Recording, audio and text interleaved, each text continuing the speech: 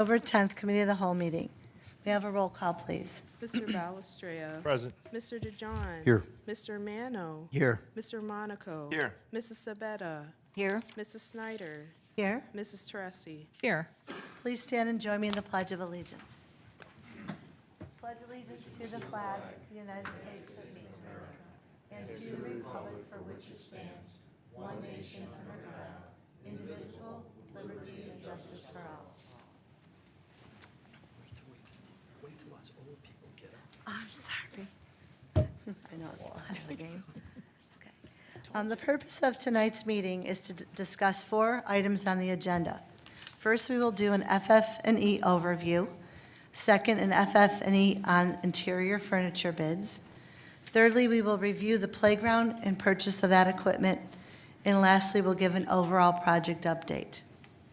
All of these items will take time, so hopefully we can get through these in 1 hour. Attending tonight's meeting will be Jason Knoll from GPD, Chris Trotta from Levelheads, is Brent here? Wait, Brent from Higley, Gavin Smith from Higley, no, he's not here, Taylor Kolenko from Game Time, and Jessica Mullen from Ohio Desk. I will now turn this portion of the meeting over to Mr. Ward. Okay.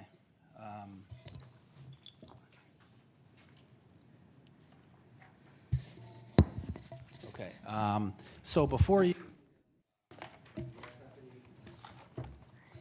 the FF&E overview with some of these items that are going to be coming before you in the next few council meetings. Tonight will be interior furniture and the playground equipment. And then following weeks, we'll do exterior furniture, interior equipment, exterior equipment, kitchen equipment, and so forth, as you see in that list. So it's a lot to take, so we're going to try to bring it a little bit at a time. Jason, if you want to come up, and the sheet that I just gave you with the red and blue text on it. Yeah, so what you have in front of you there is just based on the, as Sean has indicated, we're continuing to go through some of these, what we're calling soft costs, so some of the items that are not being purchased through the construction manager, but they're being purchased directly by the city. Items that, as construction starts to take place, we're going to need to get those orders, in line for, to time up with the opening of the building. And so, we've been doing a lot of that discussions and selections, and so some of the stuff that through that process, there's been a couple of pluses or minuses from, we've maybe have done a little bit less than what we originally estimated for some of the FF&E costs, but as you'll see, the playground equipment, after further discussions and kind of desires have gone up. But overall, from a balance standpoint, we remain on track. The only thing that this does show is that we have not officially incorporated the VE items that we reviewed last time. We are working on finalizing that as a change order to the GMP, and then so that'll be reflected on the next budget update. And we're still on track from what we're estimating here at this point with that. So that's the overview in terms of the overall budget tracker. So I guess what the summary is that what you're seeing today is staying on track with what we've previously shown you in July, correct? Yeah. Okay. So the next document you got in your FF&E overview, it's the overview from Leggett, Levelheads and Leggett. It's kind of this. It should be right behind the FF&E overview memo, correct? 2 columns. Everyone got it? Bob.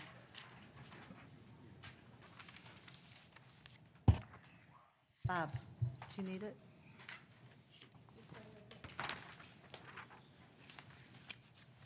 He has it.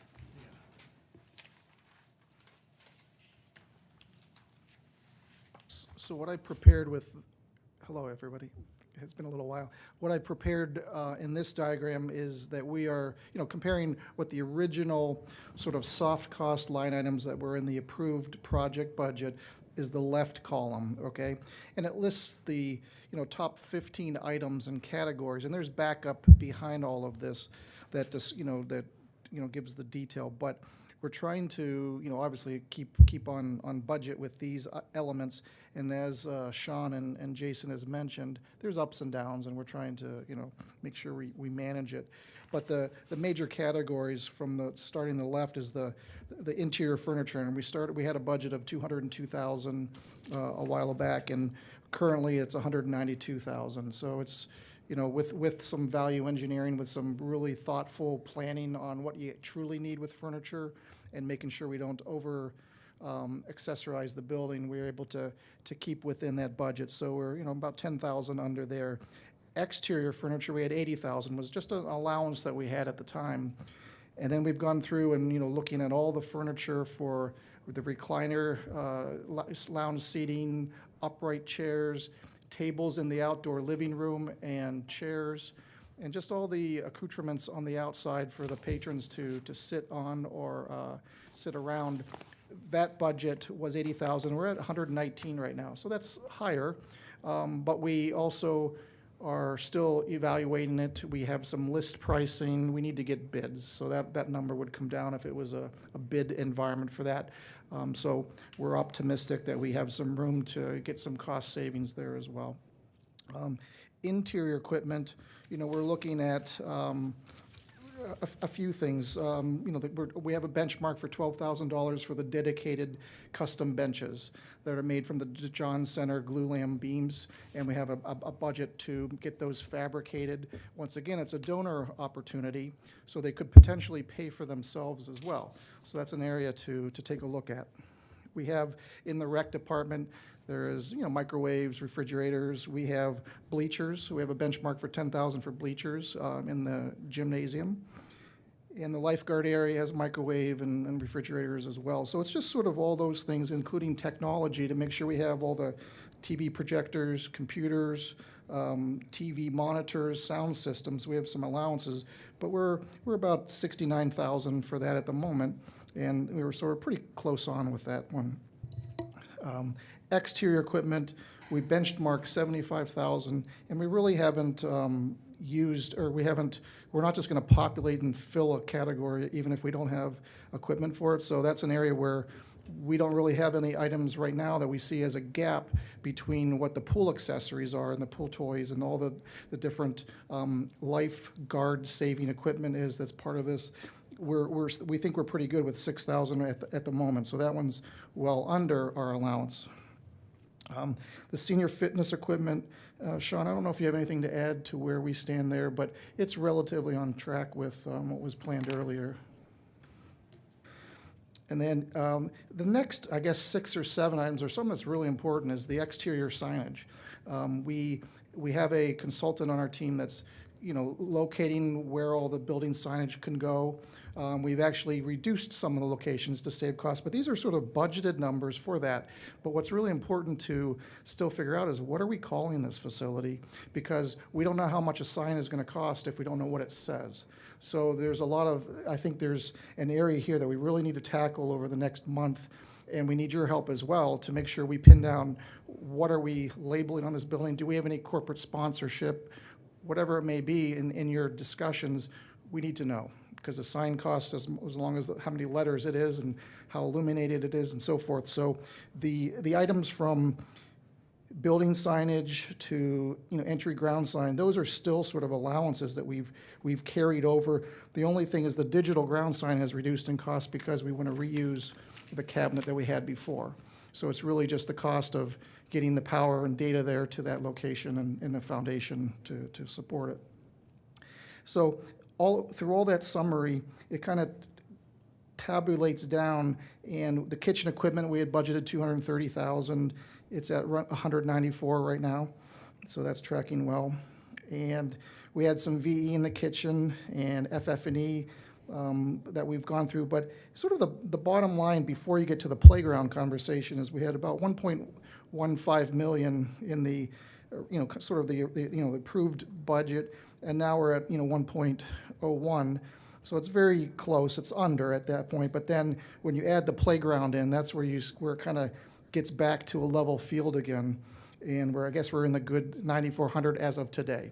So any savings to deal with the playground, if it gets processed and approved to, fund that now, just helps us build our bank back up for anything else that we've missed or is undefined with building signage or things. But right now, it's a pretty good message, I guess, right now, but there's still, the signage to me is the biggest risk that we have, to make sure we haven't underestimated, because there's a big aspiration to have a lot more signage than what we've included. But we have a pretty good amount right now. So open up for some questions. I do have a question. Uh-huh. I know that we talked in the past about the corporate sponsorship, and there was somebody knew or somebody that works for the company that you were going to reach out to about going out that had experience in going out for corporate sponsorships. Do you remember that conversation? Has that happened? So we have been meeting and we will continue to meet. We actually have a meeting that's pending tomorrow on that topic. So yes, we are continuing to meet on that. Thank you. Are there any questions for Mr. Trotter, Mr. Ward right now? This is a living document, and it's our management tool, and it's not final till it's final, but I think if something goes up, we're making sure we're balancing it, so we're really minding this closely. And then one last thing, I do have a question. On the, down below the pavement or the playground equipment for the dedication pavers, that was something I believe Mrs. Tressi brought up. Are we still looking to do that program for this area? Yeah, we'd love to. We have an idea, I don't know if it was shared yet, where the location would be, sort of in our, can you pull it up, Sean? Do you have that? Yeah, so this is. See that on your screen? Yeah. Oh. Yeah, we got it. Okay, so right at where we had the flagpole, where we have the clock tower, the clock relocated, the entry curved sign, we have the area that you see shaded, which is 88 square feet, that could have 40 4x8 pavers in that location. So, 400 pavers in that location. And then if for some reason we needed more, you can see to the left and right of that shaded area, there's a couple other slivers there that we could get, another 150 or so in that location. So we want it to be very intentional where it is, at a nice focal point. Not at the main entry to the aquatics, not at the front door to the community center, but right in this sort of symbolic area where all the sort of the information about the project is, from the name of the project, the clock. It's kind of a very nice gathering point. We thought this would be a good area to have it. Okay, thank you. Mrs. Tressi, I don't know if you had a question. Thanks, Madam Chairman. Will there be seating right there? Is that what that curved Yeah, there's a couple benches that are there. benches so Not the people can curved sit? one, that's a sign, that's a low Oh. wall sign. But there's a couple benches there, yep, that are relocated.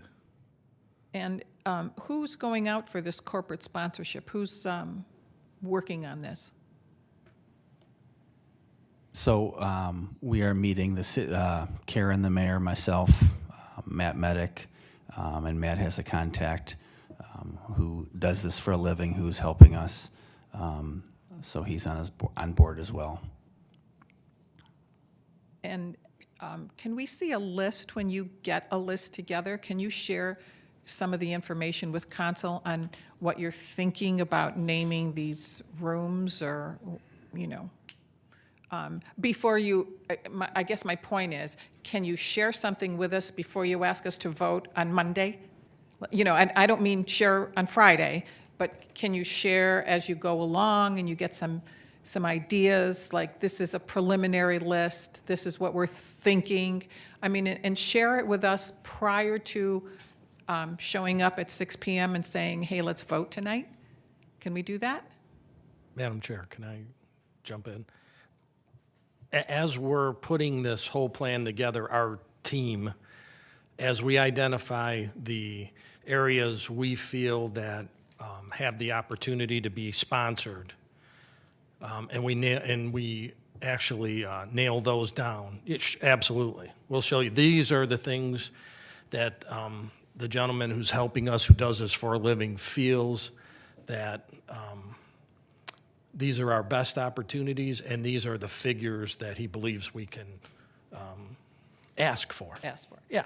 And then even without the gentleman's input, just on what your team is looking at in naming any of the rooms, even if we don't get a sponsorship, we're still going to have to put signage up at our cost. If you have a list or you have a thought, possibly you could share it with council, and possibly someone here has an idea too. Well, I think yeah, absolutely. Once we get to that point where we have a list together from the team, and we say, look, here's our gaps, you're absolutely welcome to.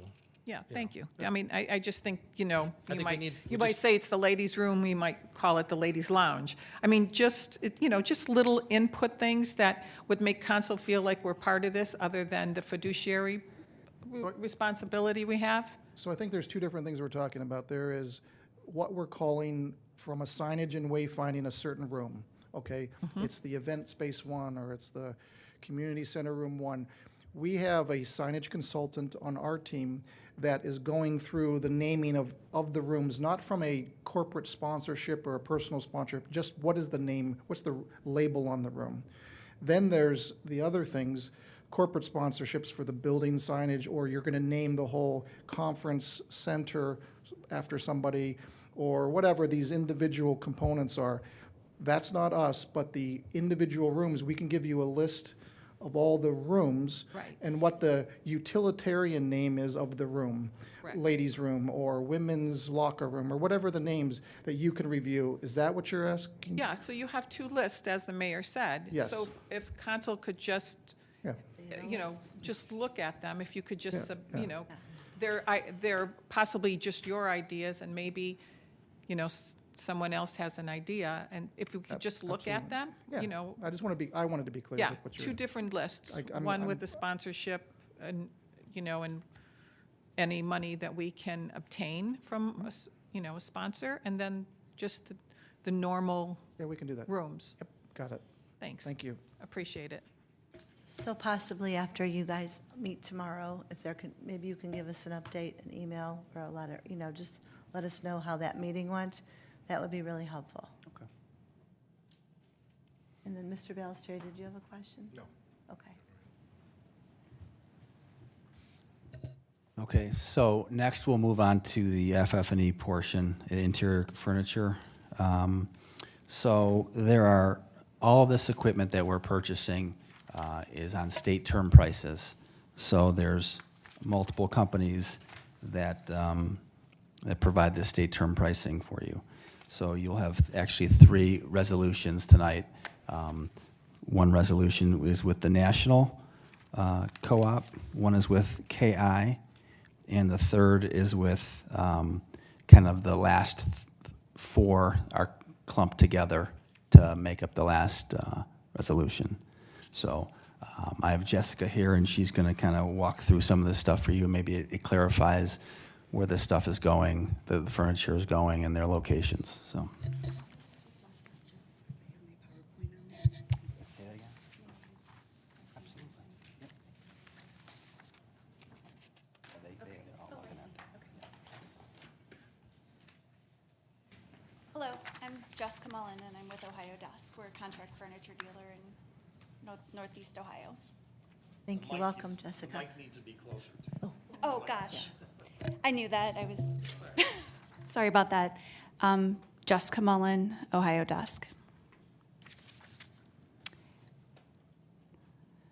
So can I answer questions, or I should probably talk about it first, Yeah, right? that'd be great. Thank you. Sorry about that. Okay. So what you see on your monitor is a visual legend of where the furniture is going in the new building. And all of the images on the screen correspond to the spreadsheet that you've seen. It should be part of your packet today, as well as what you've seen in the past. This first plan, Module A, is primarily public seating, or public spaces, you'll see that there is a blend of rectangular and round tables, a lectern, as well as all polyurethane stack seating, which is meant to maximize the amount of seats that can go into those public spaces. Okay.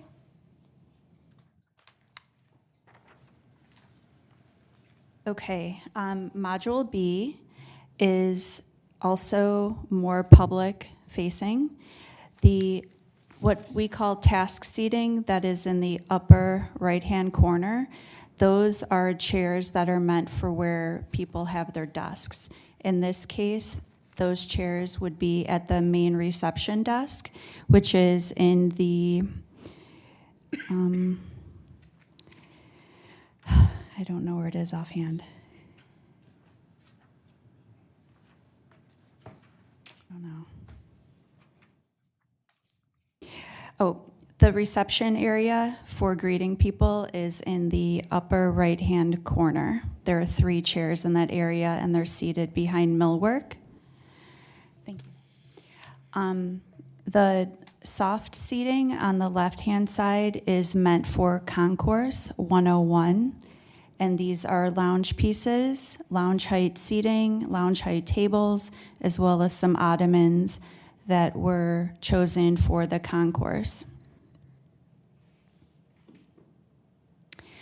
Okay, and I broke up Module C into 2 areas so that it would be more clear to follow this evening.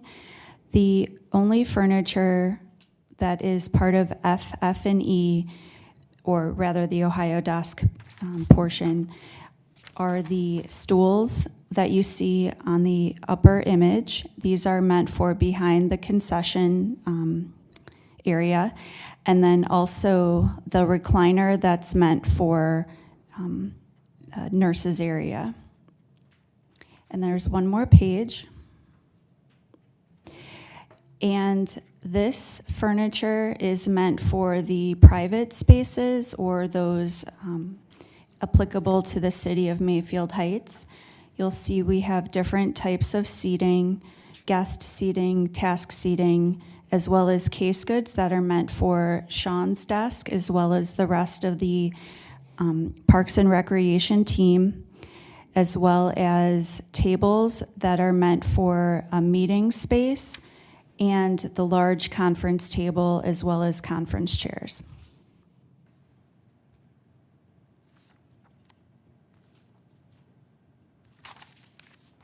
And again, all of these images correspond to the spreadsheet.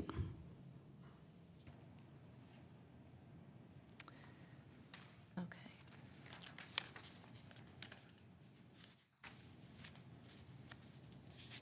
I'm just looking everything over. Hold on one second. Of course. What is the roller shade that's written on here, roller shade? That is a package that is not part of the Ohio Desk plan, but I can address that from a high level. Roller shades are window coverings.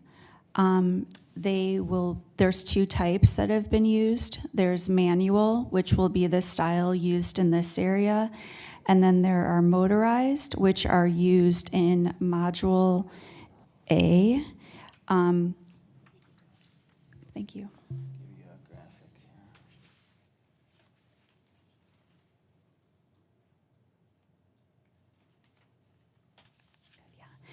The motorized roller shades are in these large public spaces, in part because some of the windows are simply too high for anyone to reach and open or close them without some sort of remote.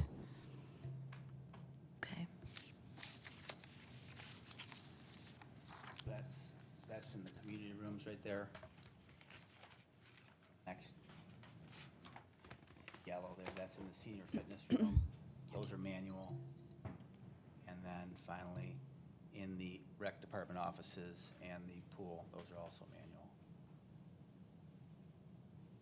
So just in the large room will be the motorized? Will be, yes. Okay. Yeah. Okay. Mr. Balestria. Sean, are the wood furniture, is that actual real wood, or is that wood composite type furniture? It's a wood grain laminate, so it's a wood look on composites such as what is here, for instance. It's not veneer, it's laminate. Mrs. Tressi, did you have a question? I do. Mr. Monaco. Who is the manufacturer of the furniture, and what kind of warranty do we have on them? So there are 4 different manufacturers, and I'll show you on each page. Please. Oh, thanks.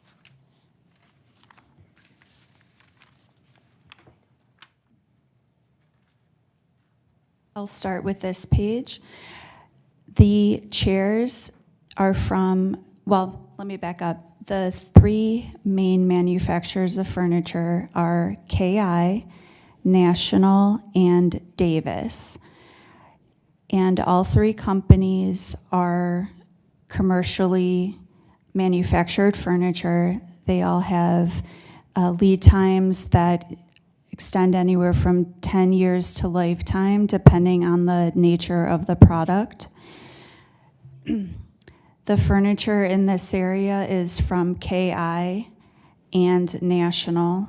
Everything is from KI except for the lectern, which is National. And I'll use this opportunity to add that KI and National are the 2 companies that we're able to purchase off of the Ohio State Term Schedule. Going to Module B, where the lounge furniture is, that is Davis. Again, very extensive warranties. The furniture on the left is all Davis. The furniture on the right is a combination of KI and then National. And with Davis, as well as a line where we're using hook strips for coats, those have been quoted using the NCPA contract. Where are those on the picture? They are, yes. So, Module B, the Davis is all the lounge and lounge tables on the left. Module C, these are both KI. And then Module C, the south end, these are National, with the exception of the coat hooks at the very bottom right of the image. Those are from a company called Magnuson Group.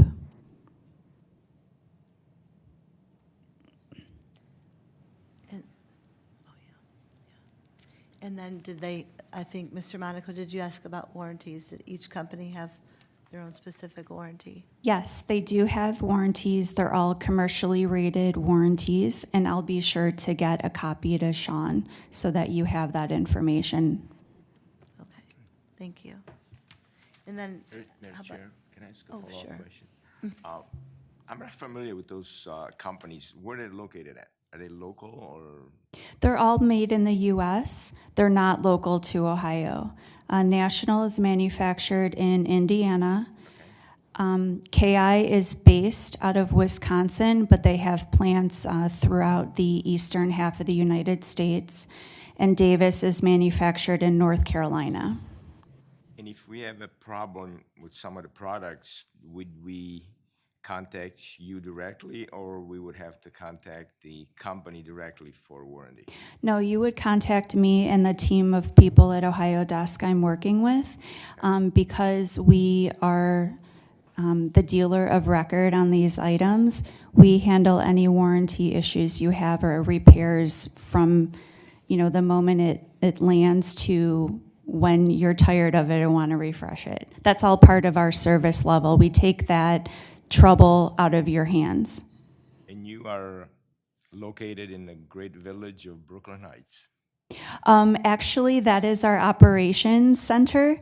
Our corporate office is downtown, and we've been in that building since 1917. Thank you. Are there any questions from council on this side?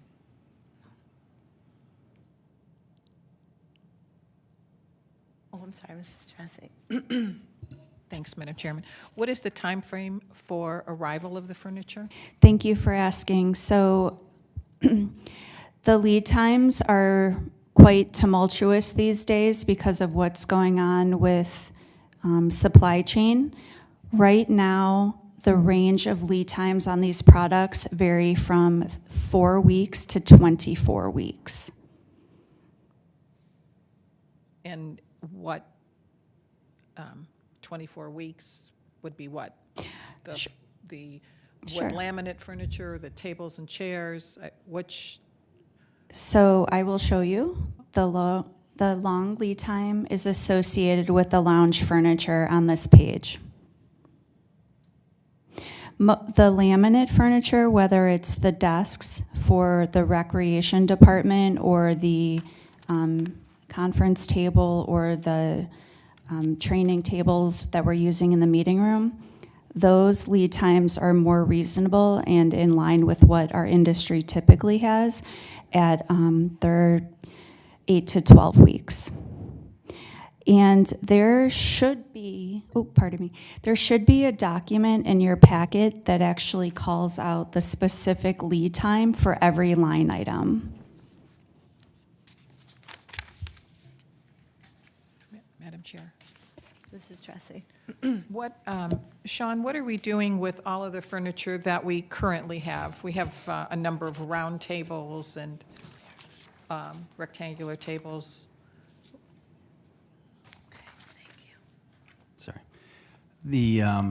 In the community center, we typically use the rectangular tables, and those, I don't know if you remember, were the plastic, I guess you'd call them, I call them lifetime tables, the light plastic, and they were long in the tooth. They've seen a lot of use and abuse, so they're down in the basement. We still have them, but they're, they're long in the tooth. So that is the best way to say it. The round tables did not get used as much. They're smaller, the smaller round tables, so those are in, fine shape. Those are the 60-inch rounds. We have, what we're looking at here are 72-inch rounds. Gives you a larger table. And will we utilize both of them? The 60-inch that we have and the 72? We have the ability to do that if we'd like. Yeah, that might give us some flexibility to utilize some of those, yes. Thanks. Thank you. Jessica, I have a question for you. So the chairs that are in the main meeting room, the stackable chairs? Yes. Is there something other than those type of chairs that are stackable that you could recommend that might be in the same price range? So finding something, this is a low-cost chair for a couple reasons. One of them being that it is I think it's a sled base. Let me just check. Yes, a sled base. And also that it's all polyurethane. Once we get into a base that has casters or enables the end user to raise it up and down, it becomes significantly more expensive. There are, of course, other options. It's my understanding that this chair was selected out of a group. I can double check that, but I'm happy to make other recommendations. Yes, I would be happy if you could do that. Okay. I will say that a stacking chair will conserve space when you need to make room in that area. So just something to think about as you're looking at other options. And I'll also, mention this when I send those options to the team. Okay, and then what portion of tonight's resolution would have these chairs in it for pricing? I can, the $60,000 portion And these aren't estimated to go up in price, not this section. Not this section, no. I actually have been in regular communication with the manufacturer, and they're holding this price for a few months. Okay, thank you so much. You're welcome. Mrs. Tressi? Do we, where will we store, we have the racks for the chairs and we have the racks for the tables. Where will all of this be stored if we want to have the meeting rooms all empty? May I address that? Of course. So the storage area is part of Module B. We're looking at it on the screen now, and it is the large room at the bottom of the drawing. I'm sorry, here, my cursor. This area right here is the see, storage room. Oh, thank you. And that will hold all of the tables that we're ordering, all of the chairs, et cetera. So that will, but that's one of the caveats about that chair is that you can stack 25 per cart, so we need that storage room because there's multiple things going in there. So if you were in a situation where you were getting a higher end chair that you might be able to stack 10 high, we'll just think about what that does to your footprint of storage room space. So, so we almost are forced to get this chair that stacks 25 high so that we can get all the furniture in that room. What is the size of that room? Do you have any idea tonight? If, it's probably close to 400 square feet. That's an estimate, I don't remember offhand, but it's a pretty sizable room. Oh, so it could fit something else, like, Well, there's tables that Tables go in there, and- and a lot of times the furniture will remain in the meeting rooms, right? Or in one room, it could be staged there, stacked there, put on the side. You only need to move it or store it if there's some other type of event, because a lot of times you want to keep it right where it is as well. And that was a question, if you don't mind, I follow up on it, like when you're asking about a different chair, what was the criteria you didn't like about this chair, or what did you want, what were you thinking in a new selection? What was your issue, I guess? well, I think that, when we talked, being very visual, we talked before, just of what this room is going to be. It's not just a meeting room, it's an event space. These chairs happen to be really cumbersome alongside of each other around a table of a 72-inch table. Okay. That's what we're getting, right, or 60? 72, so that's 10 people. Those legs abutting another chair, it's very tight. I've been to events, I've actually catered events, I've been to many different community centers where they've had things like this. We even had them before. People trip over them. So looking for something that would accommodate a table that people could sit at better is what I'm thinking. Thank you for. I'm not so sure that it has, I'm not asking for, chairs that are upholstered, but just something that will be of good use, because honestly, that's what that room is going to hold, a lot of chairs and a lot of tables and a lot of people. Understood, thank you. So four legs as opposed to a sled base. Yes, Yeah. That's what I wanted to be just Yeah. clear on, so we knew. I think that probably would be better. We've had our own experience, we used to have chairs similar to that at our own community center, and we know what that was like at events. Right. So Thank you. I just don't want to that's what we're kind of steering away from. I just want to make sure Ohio Desk knew going away from the council, exactly what you were referencing, you. so thank you. Mrs. Thank you. Tressi? Well, and my concern with the storage is because if we do, in the past, we've done a Halloween event, and the room is empty because you're doing, two different rooms with different things. You have no tables and chairs out, basically, for the children or adults. So you want to make sure that we really have enough room to store how many, rectangular tables, round tables, and chairs. So that was my concern before. Right. That room the storage room was a little larger, and then from the direction of your guys' council we added sort of these unisex shower rooms right there and so it took out a little bit of the square footage, but hopefully let's table that till we find an option and see how those stack, if they do, or how they're stored, and we can come back to you and explain how we're good, or we got to have an issue, and we'll get back with you. That's great. Thank you so much. Mrs. Sabetta. Yes, I just wanted to ask on the difference of the chair, the sled base, is it more sturdy because it comes together rather than four legs? They're both very sturdy chairs. At this rating, meaning the commercial rating of furniture, the main difference is aesthetics. I believe that a four-leg chair may not stack as high. I'll, look into that for everybody, but I thought it was worthy of mentioning because storage space is essential. Thank you.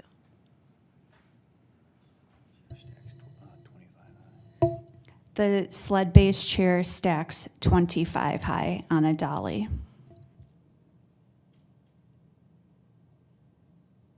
Ordering 238, right? Is that, how many were we ordering? There's actually 250. 238 meant for that area, and then an additional 12 for overflow. Okay. That's for when we have a special event and Diane Snyder calls in the last minute and says, I have a table for 12 more. Then we bring those 12 That's me. chairs out. Okay. Any further questions?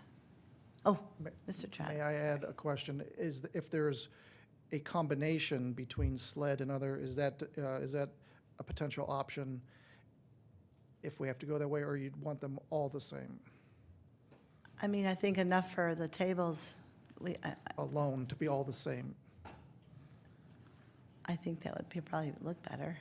Aesthetically, that would look better. Yeah.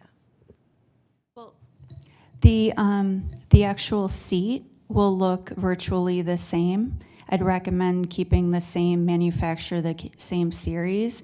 It's just the legs would be different, but the sit and everything is going to be the same. Although to your point, the trip hazard won't be as prevalent with the four leg.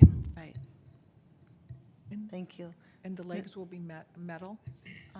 Correct, metal. Mm-hmm. Is this one of the, least expensive furniture groupings out there?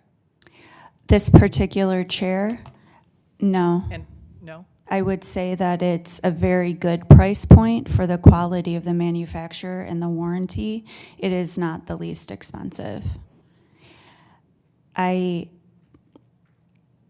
encourage you to consider making this investment simply because once you get into chairs that are significantly less expensive, they don't last. Oh, may I speak? I'm Yeah, sorry. oh, I wasn't Stacy. looking for it to be any less expensive than it is. I Okay. mean, if we're spending $35 million on the entire complex, I don't think we should have the cheapest furniture inside for our guests to sit on. I think the furniture should be as lovely as what we're building on the outside. I understand. I mistook your question. My apologies. No apology needed. Can I add one more? Sure. The $60,000 portion of the budget that's attributed to the chairs in question, would the four-leg chair be of similar price, or would it be more, such that this could be approved from a budget of $60,000 regardless of what the product is, or what's your? So the 60,000 actually encapsulates a lot of furniture. It's not just the chairs.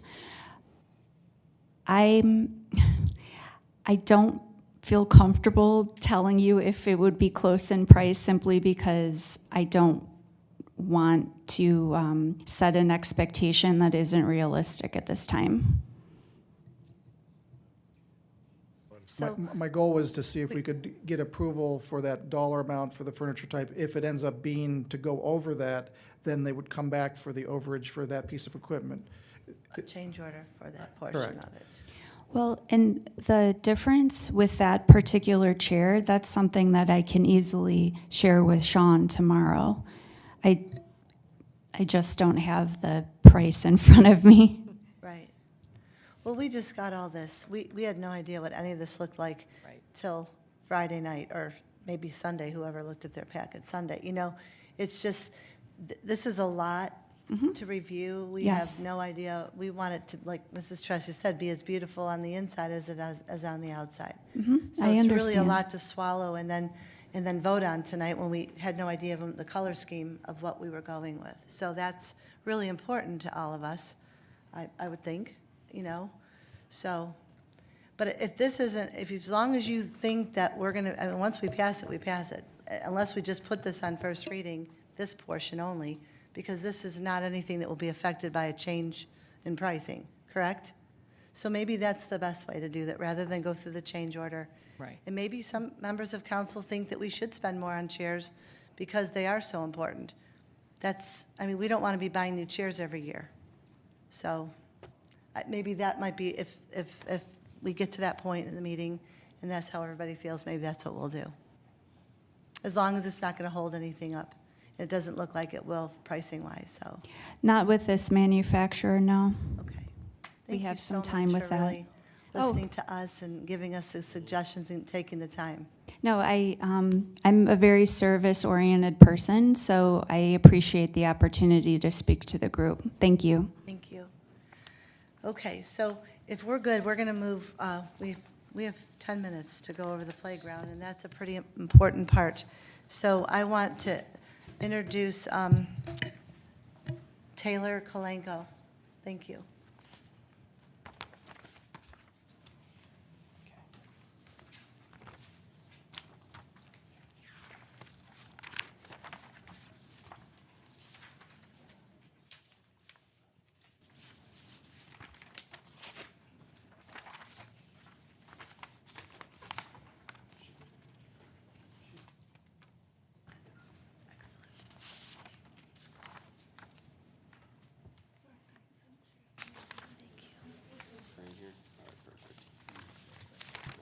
Okay, so on your memo, you've got, let me step back. So we had a group of people, parents give feedback, people that go to playgrounds all the time, give feedback on what they like to see from a new playground standpoint. We then had a selection committee again of parents with young, middle-aged, and adaptive special needs children on the selection committee. There were 4 companies that were selected to come in and give us a presentation, and Game Time was selected from those 4 companies. There is state bid pricing, already been bid, and that's the Omnia price that you see on the chart on the memo on the second page, page 2 of your playground memo. And so buying it through a cooperative, we can get a pricing, but we can get better pricing from buying directly from Game Time. So there's a $61,000 savings if we go with Game Time. The caveat is that we have to have a check cut in the amount of the equipment by October 26th. So this is something that if we're going to do, we have to, it has to be done by the 26th of this month. So I'm going to let Taylor give you a layout of the playground. Thank you, Sean. I'm Taylor Kalanko, DWA Recreation and Game Time Playgrounds. Appreciate everyone's time this evening and allowing me to present. As Sean had mentioned, we went through a number of different revisions and to make this, try to fit as much into this play area as possible. And what I will be presenting in front of you today is a number of different renderings and 2 different color options. Just note that we can change the colors even further, but from a design aspect, we felt like the equipment that was selected and designed within this was fit everyone's recommendations, needs within the area, taking in consideration the standards from a public playground use. Feel free to stop me with any questions. Going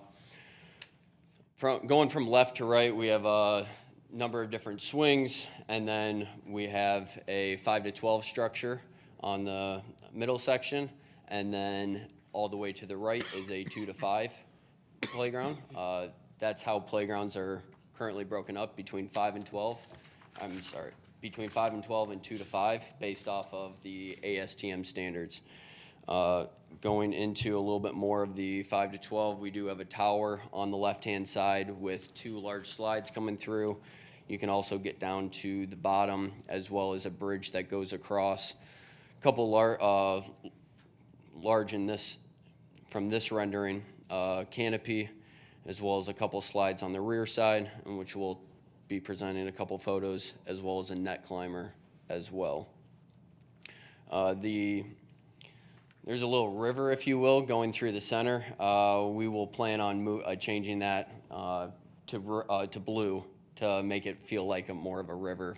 For what we had for our presentation, we had it as an alternative color, but that would not change anything from a pricing perspective. Here's a little bit lower view underneath that canopy, if you will. You can see the slide on the backhand side and a double slide coming down. Where the cursor is actually what we call our accelerator. It rotates to give a rotational movement within that structure. And then along the outsides as well, you'll notice some benches, some sway benches. This colorful component actually rotates, so as the sun casts down on this item, it will cast a shadow onto the ground, and oftentimes you'll see kids trying to stay within that color as blue is casted down, and someone that may be on a mobility device rotating it allows someone to try to stay within that color. Another photo as well. We have an overhead climber here, just a couple additional climbers to get you to the larger deck and tower. Some musical equipment as well as a seat below from a gathering perspective. This is the opposite look of the structure coming from the main street. Marcel, thank you. Being a 12-foot slide there, and then a rock climber to the left, as well as a tube slide there on the further left.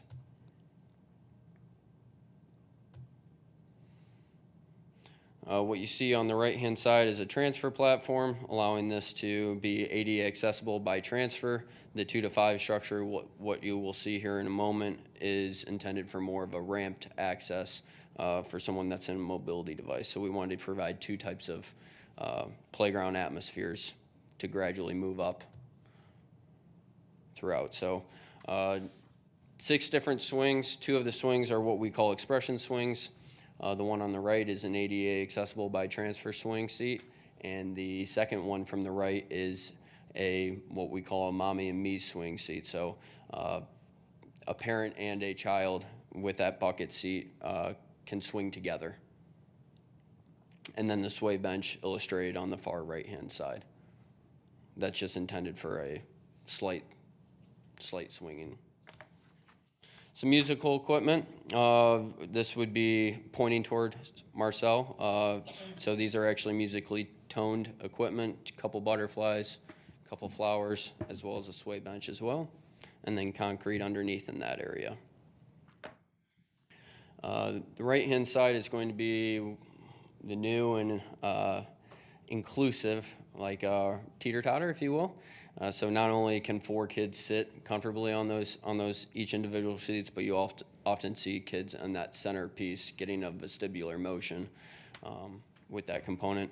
And then on the left-hand side, we have a inclusive zip track that goes towards the 2 to 5 structure, in which this is the ramped access to the 2 to 5 structure. On the right-hand side, you're going to be able to see some upper body motion to allow for some chin-ups. That would be accessible also from a mobility device, and then getting on the structure itself from a ramp perspective. One neat thing that Game Time offers is a inclusive ramp. Kids with mobility devices are oftentimes going up and down ramps every single day. To provide some type of play activity on that ramp is what we found to be a huge success within the market. So not only can you play on these, with these components on the inside, but also there on the outside. On the ground level, you'll see a balancing, what I'll call a balance beam, just curved. A couple slides on this structure as well as a net climber to get you into some parallel play. Then a couple of items that are made out of GFRC, or essentially reinforced concrete, painted concrete, being the trunk climbers here, allow for some balancing activity. Main component on here, not only the shade canopy that you see up above, but then here on the left-hand side, this is what we call our rock and raft. 6 kids can sit comfortably on this, as well as 2 mobility devices, and it will actually rock like a boat back and forth to allow that vestibular motion as well. So that's someone that, in a mobility device, that would be able to get up onto a ramp, through the ramp to get to that device. Little seat on the left-hand side, and then right across from it, little tic-tac-toe as well panel to allow for some cooperative play. Some shade and benches throughout, and a top view drawing, and then I will just go quickly through the alternative color options just to kind of illustrate that these are completely customizable. These are the exact same renderings, just in a different color. We, in my opinion, offer way too many colors because it goes, but we can get and personalize this as much as you would like, making it the color of the rainbow as needed, if needed. Does anyone have any questions for me? Mrs. Dressy. Taylor, Yes. I see like all the white looks like railings, or are they aluminum? Are they Yes, so the powder-coated? powder-coated aluminum, and then some of the uprights, especially the shade canopies, is going to be a galvanized steel, powder-coated as well. Thank you. Mr. Balistreo. Just an observation. I noticed in the smaller grouping, where's the swings for those kids and moms to push their kids, and kind of like what you have now with the little seats. We're not going to offer anything like that as far as swings go. I think that's one of the highlights of a parent pushing a toddler in a swing, but I don't see anything like that on that side of the. Yeah, so playground. there are swings from an ASTM standard take up a lot of space, 32 feet from by however long you want to swing, just intended for safety surfacing that can't be intruded on any other component. So to fit the most amount of equipment, as well as really the most amount of swings, we went with them all to be on what would be the west-hand side, and what you're illustrating here. The 2 on the right-hand side are intended to be more of a younger swing, with the intention of swinging with a parent as well. But one could swing even without, if a parent did not want to So swing. you only have one toddler swing in this setup then, One toddler and then one ADA accessible toddler as well. right? You could put, it's almost like a car seat that comes down over the shoulder. Yeah, I get that. I just didn't think there was enough for, the amount of kids that you're going to see, to have moms with small children, just to have one swing there, that they could be swinging a child for an extended period of time, and you can't put a little guy on those other swings. Yeah, Just- we could just an change the 2 to the right to be buckets. However, like, we wouldn't be able to change any of the belt seats to be a bucket. If you can think of from a standards perspective, they don't want a 2-year-old swinging next to a 12, 13-year-old from a safety hazard perspective. So we could change. If you change them, you have to change 2. Correct. Does that make sense? If you change 2 of those belt swings, you'd have to change it with 2 buckets. Can't be 1 and 1. I'm trying to get it off, or it might get blasted. I mean, we take ours to grandkids to the playground, and those swings are constantly being occupied. Just an observation how we're utilizing it in the city now. I don't, Yeah, absolutely. Based off the space allotted, available, that was part of the reasoning why we wanted to go with some sway benches instead of just these standard benches as well. So, I mean, we can certainly switch out some seats as needed. That really wouldn't change all that much of the overall scope of work, if you will. But it may not be something that we could just change out one. It would need to be two to ensure I don't that want it's to swing in compliant. the swing with my grandchild, but, be happy to, sit there and push them. And I don't know how, I mean, you guys have done your research, and I think it looks great. But I'm just thinking how many parents want to sit there and swing on a swing that they have on their patio. I mean, it kind of takes away from the playground type feel. Understood. From a standards perspective, we wouldn't be able to just put a swing in its place. The nice thing about the sway bench is it doesn't intend to be used as a play equipment, so it doesn't require a fall zone, if that makes sense. So from a space perspective, we can certainly add some more swings, but you would have to eliminate one of the two structures if you wanted to go with more swings. At least consider it. That would be my recommendation.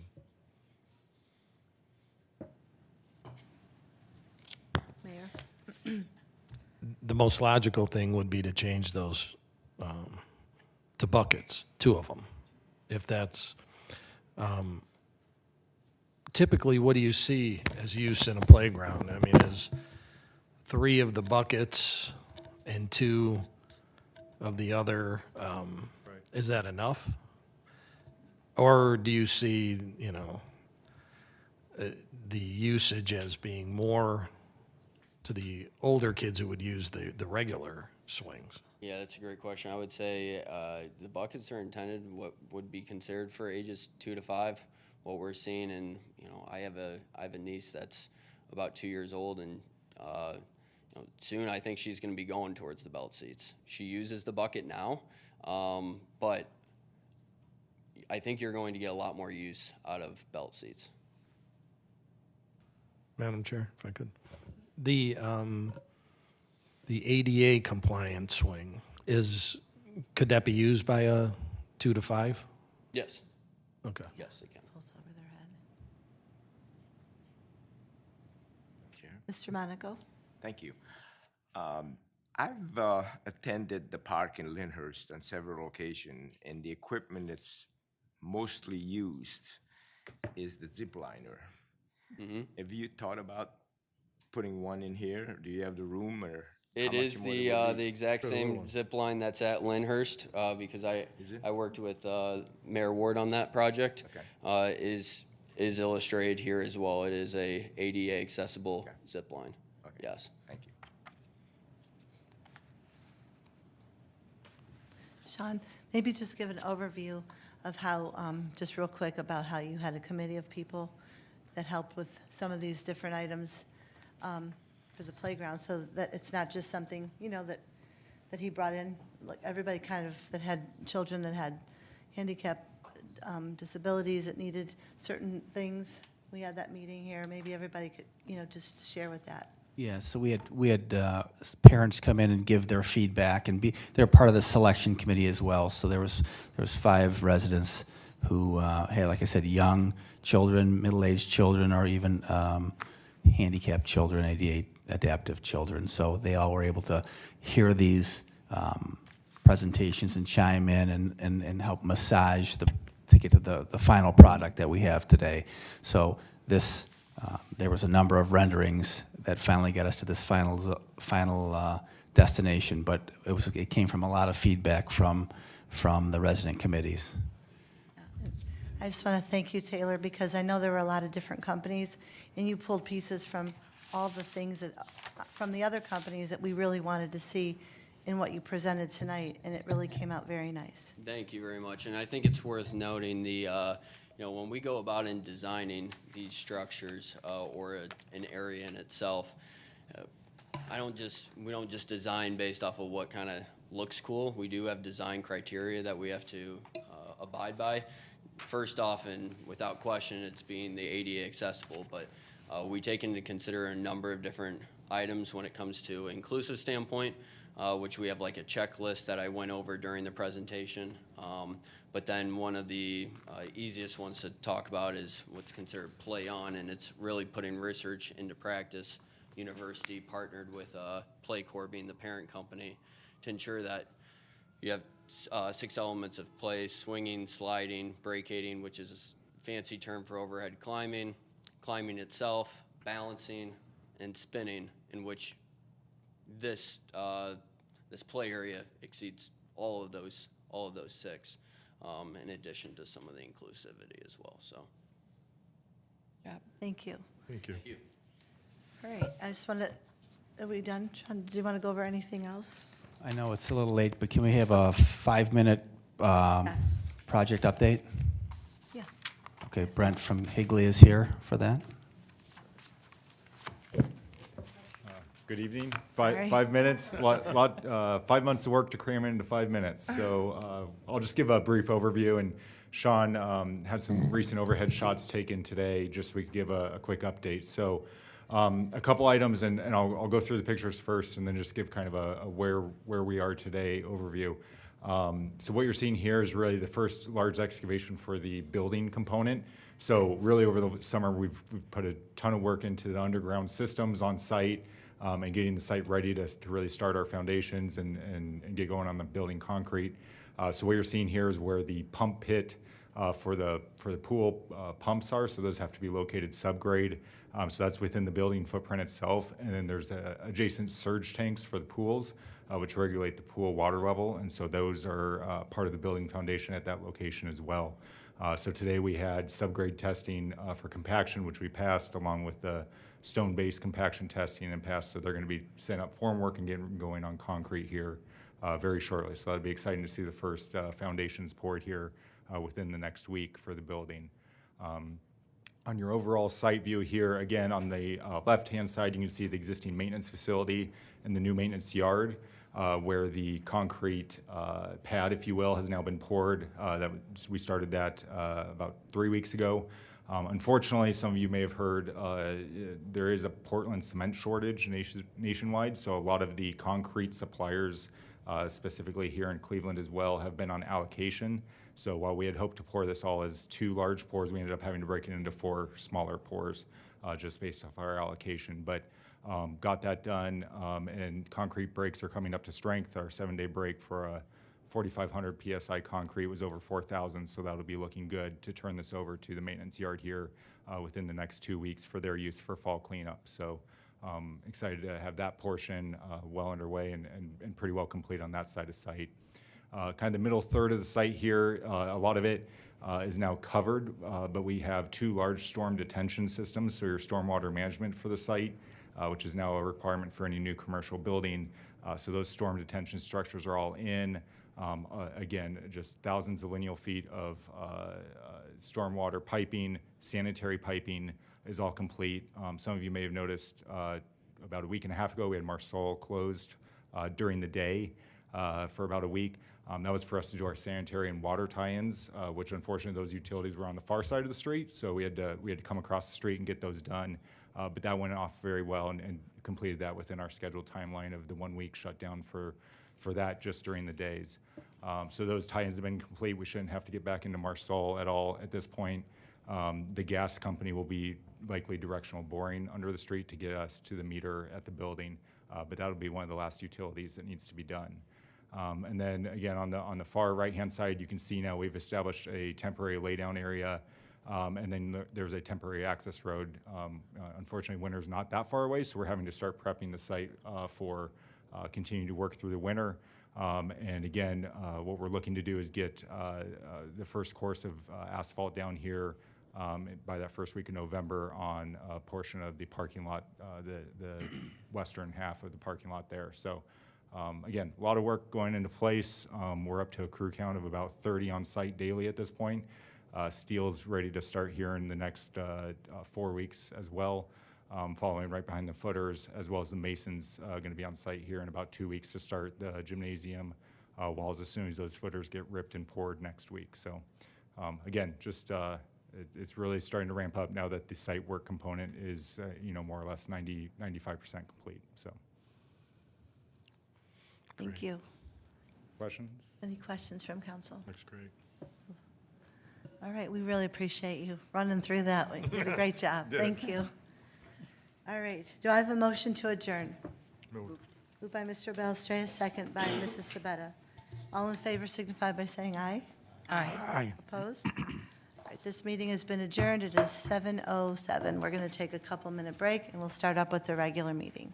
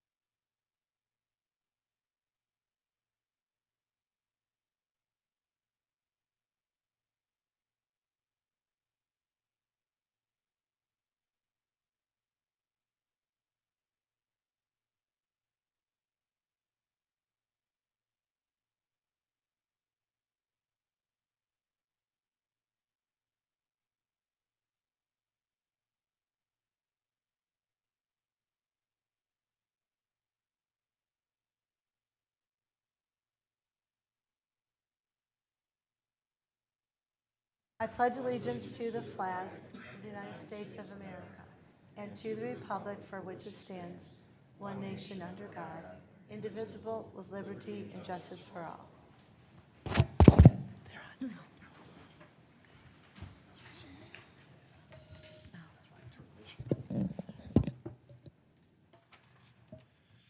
Next is the approval of the minutes from the council meeting September 26th. I hope everyone has had time to read these minutes over. Is there a motion to approve the minutes? Moved by Mr. Mano, second by Mrs. Sabetta. Are there any suggested changes or deletions to those minutes? All in favor signify by saying aye. Aye. Opposed? One abstention. Mike, you were absent. Yes. These minutes have been approved as written. Next, we will move to correspondence and announcements. Does any council member have any comments, correspondence, or announcements? Mrs. Teresi. Thank you, Madam Chairman.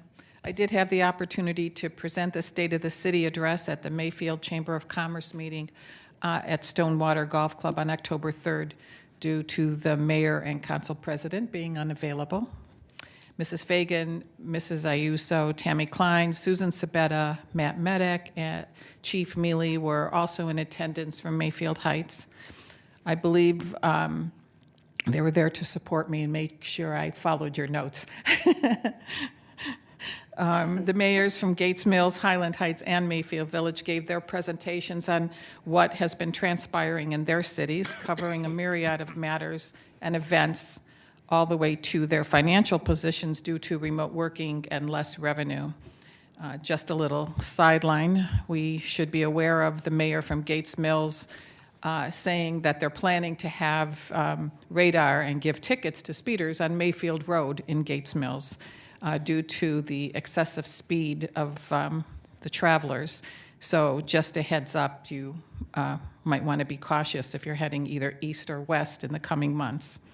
I recapped what has been happening in our city, beginning with our aquatic complex, our new business openings, the renovation of our police dispatch area, our new rescue squad, and purchase of our command car, and also spoke about the Community Connection e-newsletter that we have just begun this last month. It was a very nice day and a very nice turnout, so thank you, Mayor and Council President, for being absent.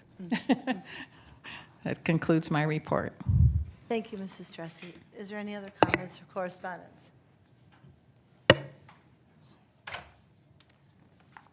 Next, we will move to reports of our officers, starting with the mayor. Thank you, Madam Chair. Good evening, everyone. Thank you, Mrs. Teresi, for filling in for us admirably. It's always a good event, hear what's going on around, and it's nice to see everybody there, that's for sure. We have new businesses opening in the city. Ross Dress for Less at Golden Gate, Legacy Healthcare Services in Landerbrook, and Frazier Behavioral Health, which recently opened in Landerbrook. I attended the ribbon cutting ceremony on September 28th. And Frazier Behavioral Health is it's a beautiful facility and has some amazing staff that we got to meet, and it provides therapy and consultation services for children and adults. Really amazing place and a really nice bunch of people there. Service Department planted 12 new trees in Oakville Park last week. The trees were awarded to the city through a grant offered by the Western Reserve Land Conservatory in coordination with Davey Trees and the Cleveland Cavaliers. So we're grateful for this gift. As we all heard tonight, progress continues with the Aquatic and Community Center, and it's really nice to see that moving along. And that concludes my report. Thank you. Are there any questions for the mayor? Law Director, Mr. Murphy. Catch my breath.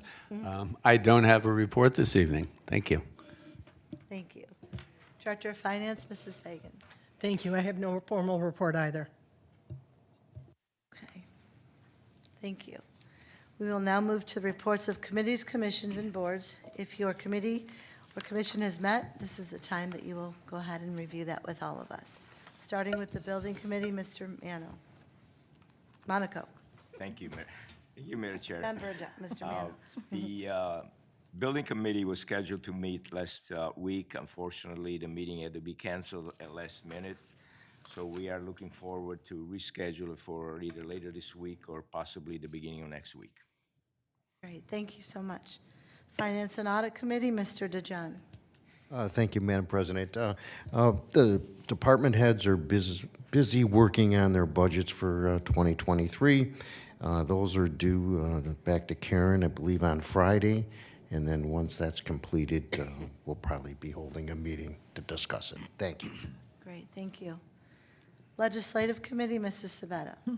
Thank you, Madam President. Just like council to note that ordinance 2022-22 and ordinance 2022-23 are on the agenda tonight. Council has the legislative meeting minutes, and Chief Elliott, Chief Mealy are present.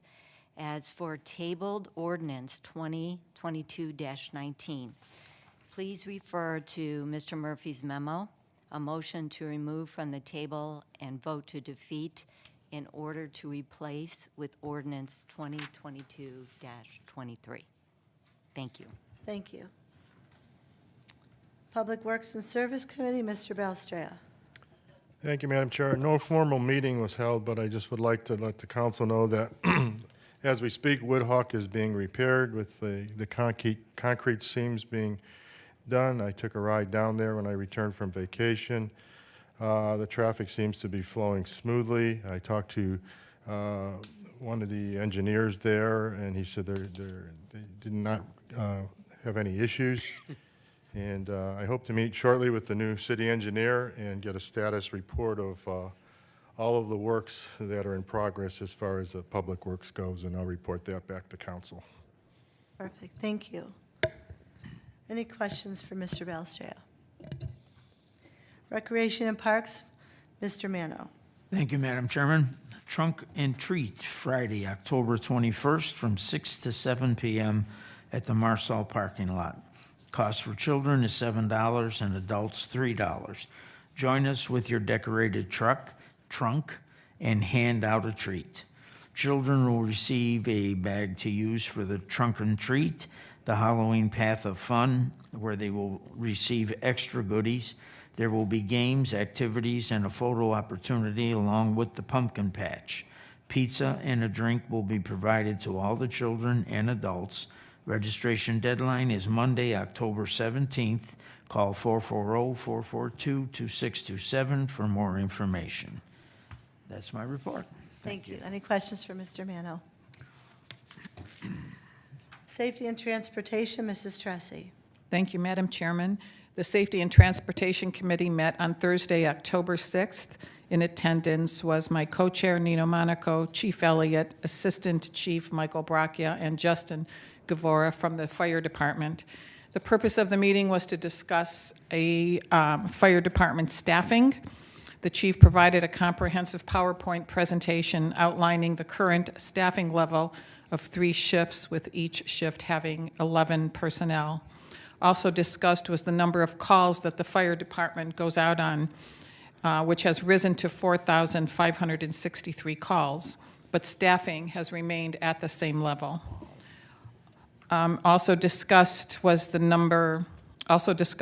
providing our current staff going out on more calls and having to wait, like at Hillcrest Hospital or Ahuja, to be taken care of. That keeps the squads away from the center here for another call, which can be very problematic. And we're also utilizing more mutual aid than ever. Mayfield Heights has the majority of senior facilities and apartments, which make up a greater number of calls. Plus, on occasion, those squads are out at the hospitals, which leave us to call mutual aid from maybe Mayfield Village. So the chief is proposing to increase staffing in order to eliminate some of the mutual aid calls. And we're preparing the department also for succession, as some of our staff begins to move into retirement or into new positions in the future. So the chief has two options that he's going to propose to us moving forward with staffing. So I won't go into any more in greater detail. I'm sure the chief will come forward when he's ready to present, and I'm sure he's going to pass out the PowerPoint presentation that we saw so that everyone is aware of the fire department's need for additional staff. I believe the chief said he did speak with the mayor and Mrs. Fagan about this additional staffing proposal, and both were very supportive. So that concludes my report. Thank you, Mrs. Tressi. Are there any further questions for Mrs. Tressi? Thank you. Board of Zoning Appeals, Mrs. Sabetta. Thank you, Madam President. The Board of Zoning Appeals will meet tomorrow here in council chambers at 7 p.m. There are several items on the agenda. Tonight on the agenda is Resolution 2022-62. I encourage all applicants to address council during the public portion of this meeting. Thank you. Thank you. Are there any questions for Mrs. Sabetta? Planning Commission, Mr. Balestrea. Thank you, Madam Chair. I have no report. Planning Commission did not have an agenda. Thank you, Mr. Balestrea. All right, that concludes our reports of committees and boards. We will now move to the public portion. Pursuant to City Code, each person will be allotted 5 minutes to speak with a maximum of 30 minutes allotted for the entire public portion.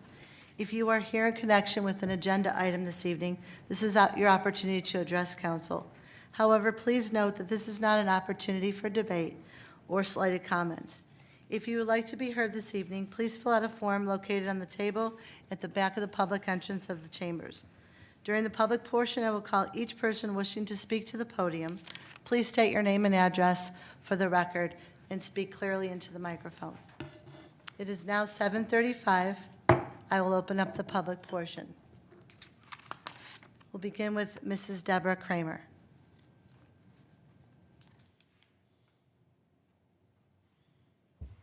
Hi, I'm here again to bring the issue of solar panels to the attention of this committee and anybody who might be present or watching the meeting.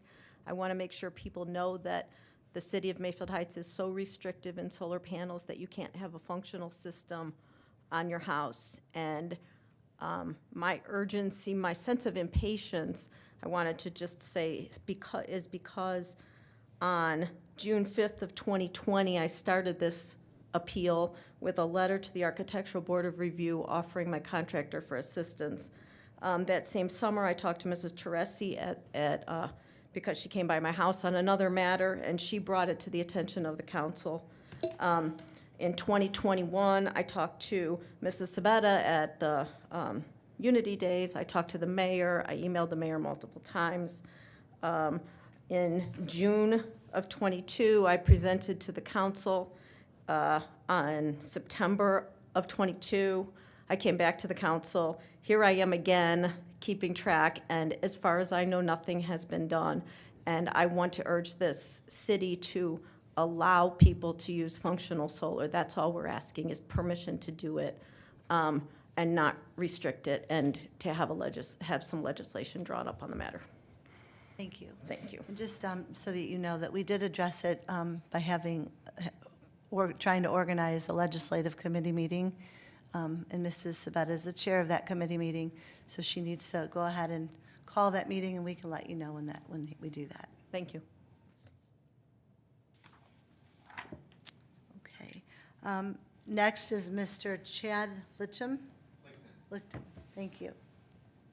How do you spell that? Lichtin.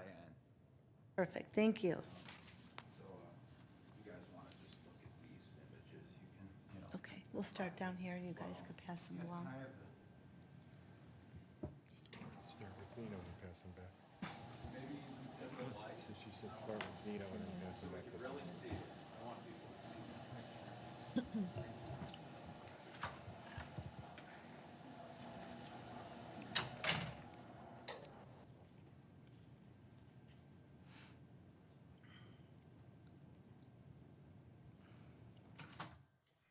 You could just state your name and address for the record.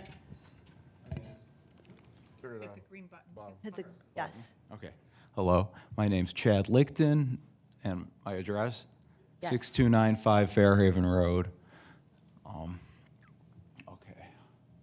And if you just lay them down in the middle of the screen, Okay. we can zoom in on picture. You could do one at a time, however you want to do them. Oh, yeah, zoom in Yeah. a lot, if you will. Scoot it back. Scoot it down a little bit. Okay. And bring the paper with you so it doesn't get, yeah, so we can see. Oh, well, no, that's okay. Just leave the paper. No, yeah. Zoom in more if you could. Zoom in like all the way.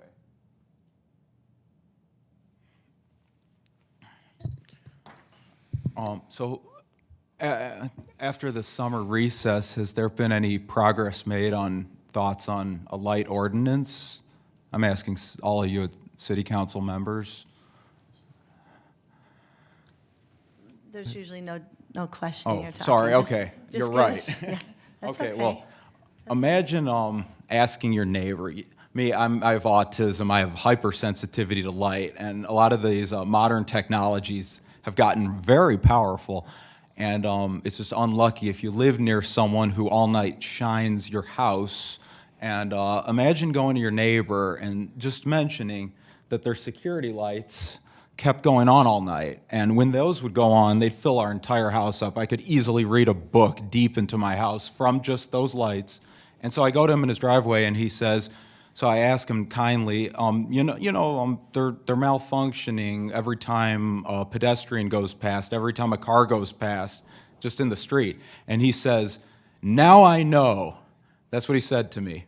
So after that event, he realized I have this hypersensitivity to light, and he installs an even brighter light. So right now I'm talking about his security lights, but let's show.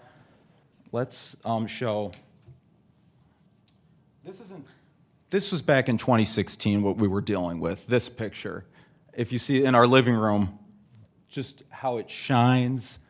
I mean, you could see what it does to the camera sensor. That's in 2016. And then he installs this, and if you know anything about photography, you know that,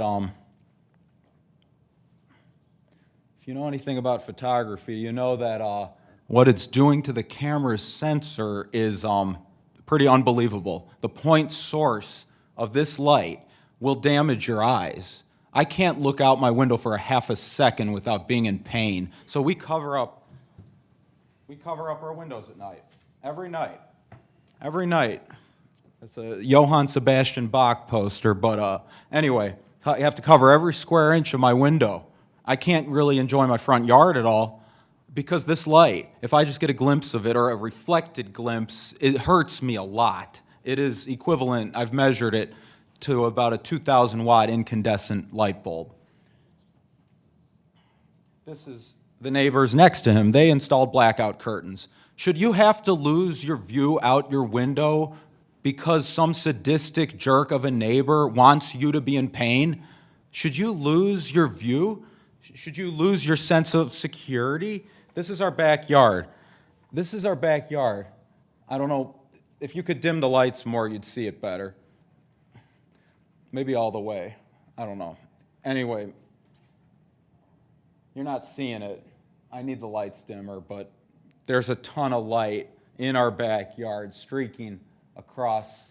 I mean, I'm just saying how powerful this one tiny point source of light in his post light is. So this is what we deal with now. I mean, look at what it did. That's just a quick snap from my cell phone. I didn't really try it. It was just on auto exposure. Look what it did to the sensor. Imagine living with that all night, every night of your life, and having autism and a hypersensitivity to light. I mean, imagine, like, for years, having to lose your window, live in claustrophobia and not being able to enjoy your front yard or nothing because this person who doesn't even live there, he just goes there a few times a day, but he wanted me to be in pain. And I am in pain, and it's painful, and it's disgusting, and there should be management to point sources, reflected light, total output of light. There should be an ordinance that makes it such. there should be You've an hit your ordinance that 5 makes it such that people can look out their windows all night long without any annoyance, any pain. You should be able to enjoy your view out your window. Windows have been around much longer than high-powered LED lights that are pointless. If you think this ups your security, there are lights you can get that don't hurt your neighbors. And then there are lights you could get to be a jerk and hurt your neighbors. This is about as bright of a point source as you could possibly buy. Mr. And Litcham? Yeah. You're over 5 minutes, I'm Good. sorry. I made my point. Okay. Thank you. We still have your pictures up here because Oh, yeah. everybody's taking a look at them. Okay, great. Right. Do you want to keep them for a while? Well, if the members of council have looked at them, we can give them back to you. Thank you. All right. Thank you. You're welcome. Sorry for the heatedness. Oh, no, it's okay. All right, is there anybody else who would like to be heard this evening? Okay, I would just, I received a letter from Mr. Wayne Natale. He's a resident on Woodhawk, and he would like to make his letter part of tonight's record. So I will make sure that Shanisha gets a copy of that letter, and also I'll give a copy to every member of council so that you could see his letter. All right, we will move to resolutions, beginning with 2022-62.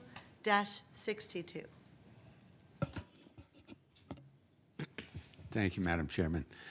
Resolution 2022-62, a resolution confirming the action of the Board of Zoning Appeals of the City of Mayfield Heights and granting to Damien Denunzio and Carolina Denunzio, 31791 Cedar Road, a variance to erect a fence over 6 feet in height. Cuyahoga County Permanent Parcel Number 863-28-001. Second reading. Is there a motion to suspend the rules? Moved by Mr. Mano, Second. second by Mrs. Sabetta. Roll call on the motion to suspend. Mr. Mano. Yes. Mr. Balestria. Yes. Mr. DeJohn. Yes. Mrs. Sabetta. Yes. Mrs. Teresi. Yes. Mr. Monaco. Yes. Mrs. Snyder.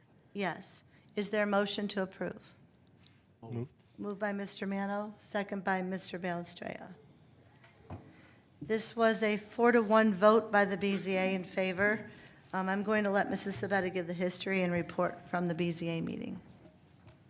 Thank you. I know council has all the minutes, or at least several of them.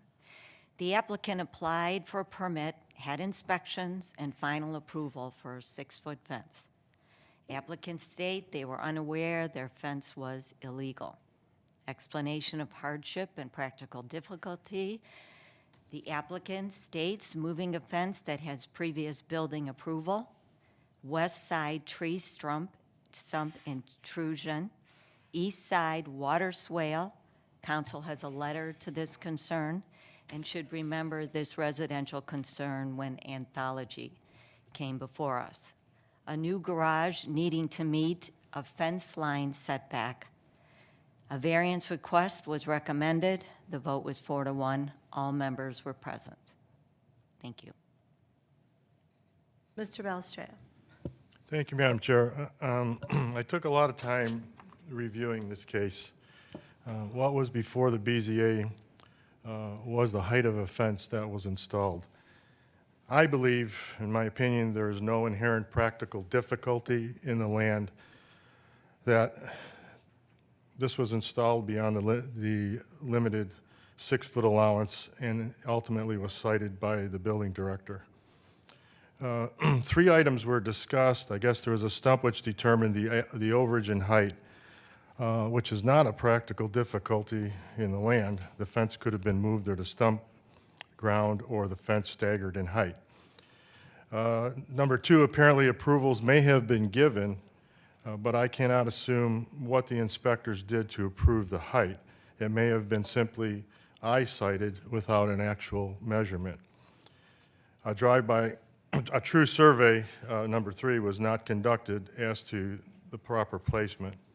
Regardless of all these factors, the BZA should simply have ruled on the ordinance itself, which sets the height as a 6-foot maximum, and whether there was a practical difficulty to supersede the ordinance allowance. I believe the BZA decision was an error, and I will vote to overrule that decision. That's my opinion. Thank you. Thank you, Mr. Ballester. Mr. Mano. Thank you, Madam Chairman. As I've stated before, I served on BZA for many years before I became a councilman. The purpose of the BZA is to uphold the ordinances of this city. The only caveat being that if there is an inherent hardship in that land, then the person qualifies for the chance to get a variance. There are two types of hardship. There's an inherent hardship, and then there is a manufactured hardship. And I believe in this case, the hardship was manufactured. It could have been avoided.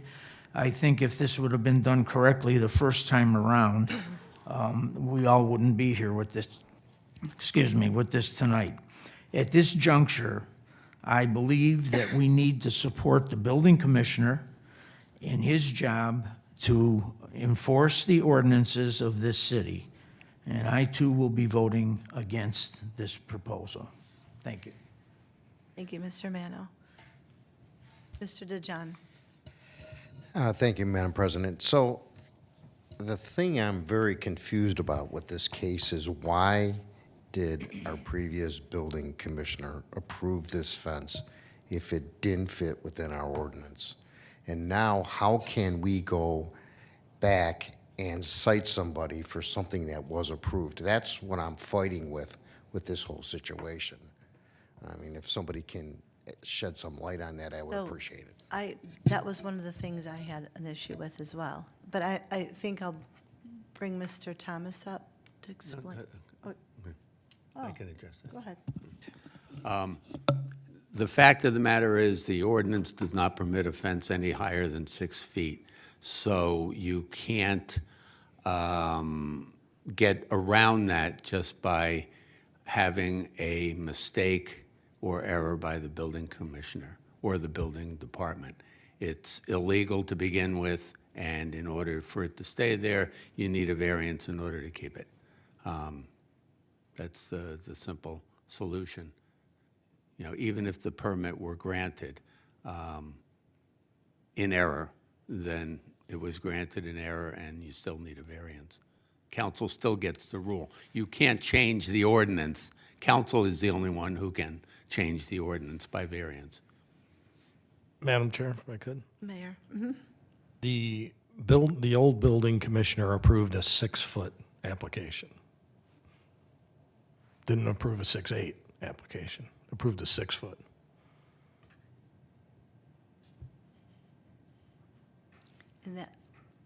And correct me if I'm wrong, that portion that was approved was put up in 2021?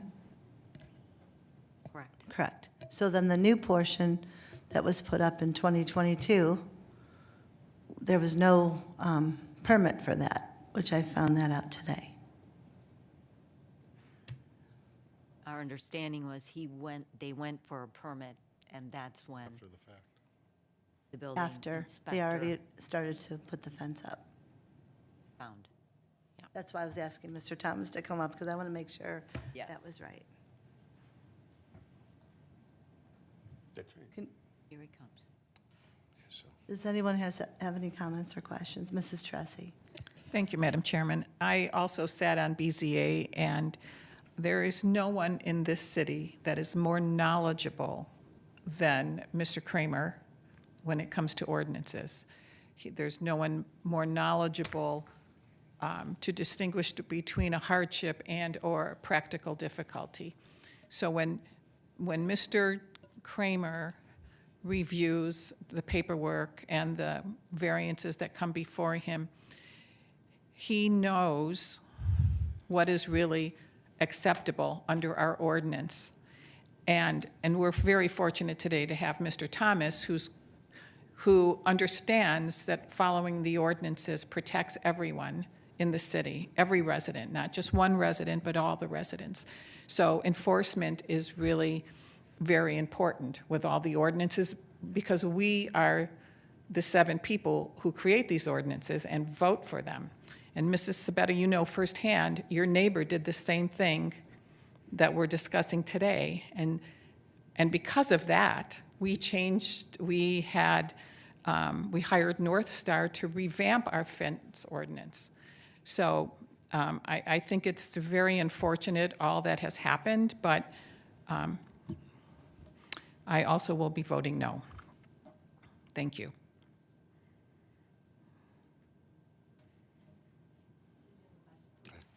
Mr. DeJohn, sorry. Thank you, Madam President. Mr. Thomas, is that accurate, what the mayor said, that the fence was approved for only 6 foot by the previous building commissioner?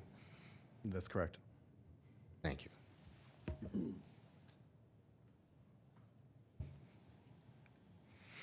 Are there any further questions or comments? Reminding council that we need 5 votes to overturn the BZA's decision on this evening.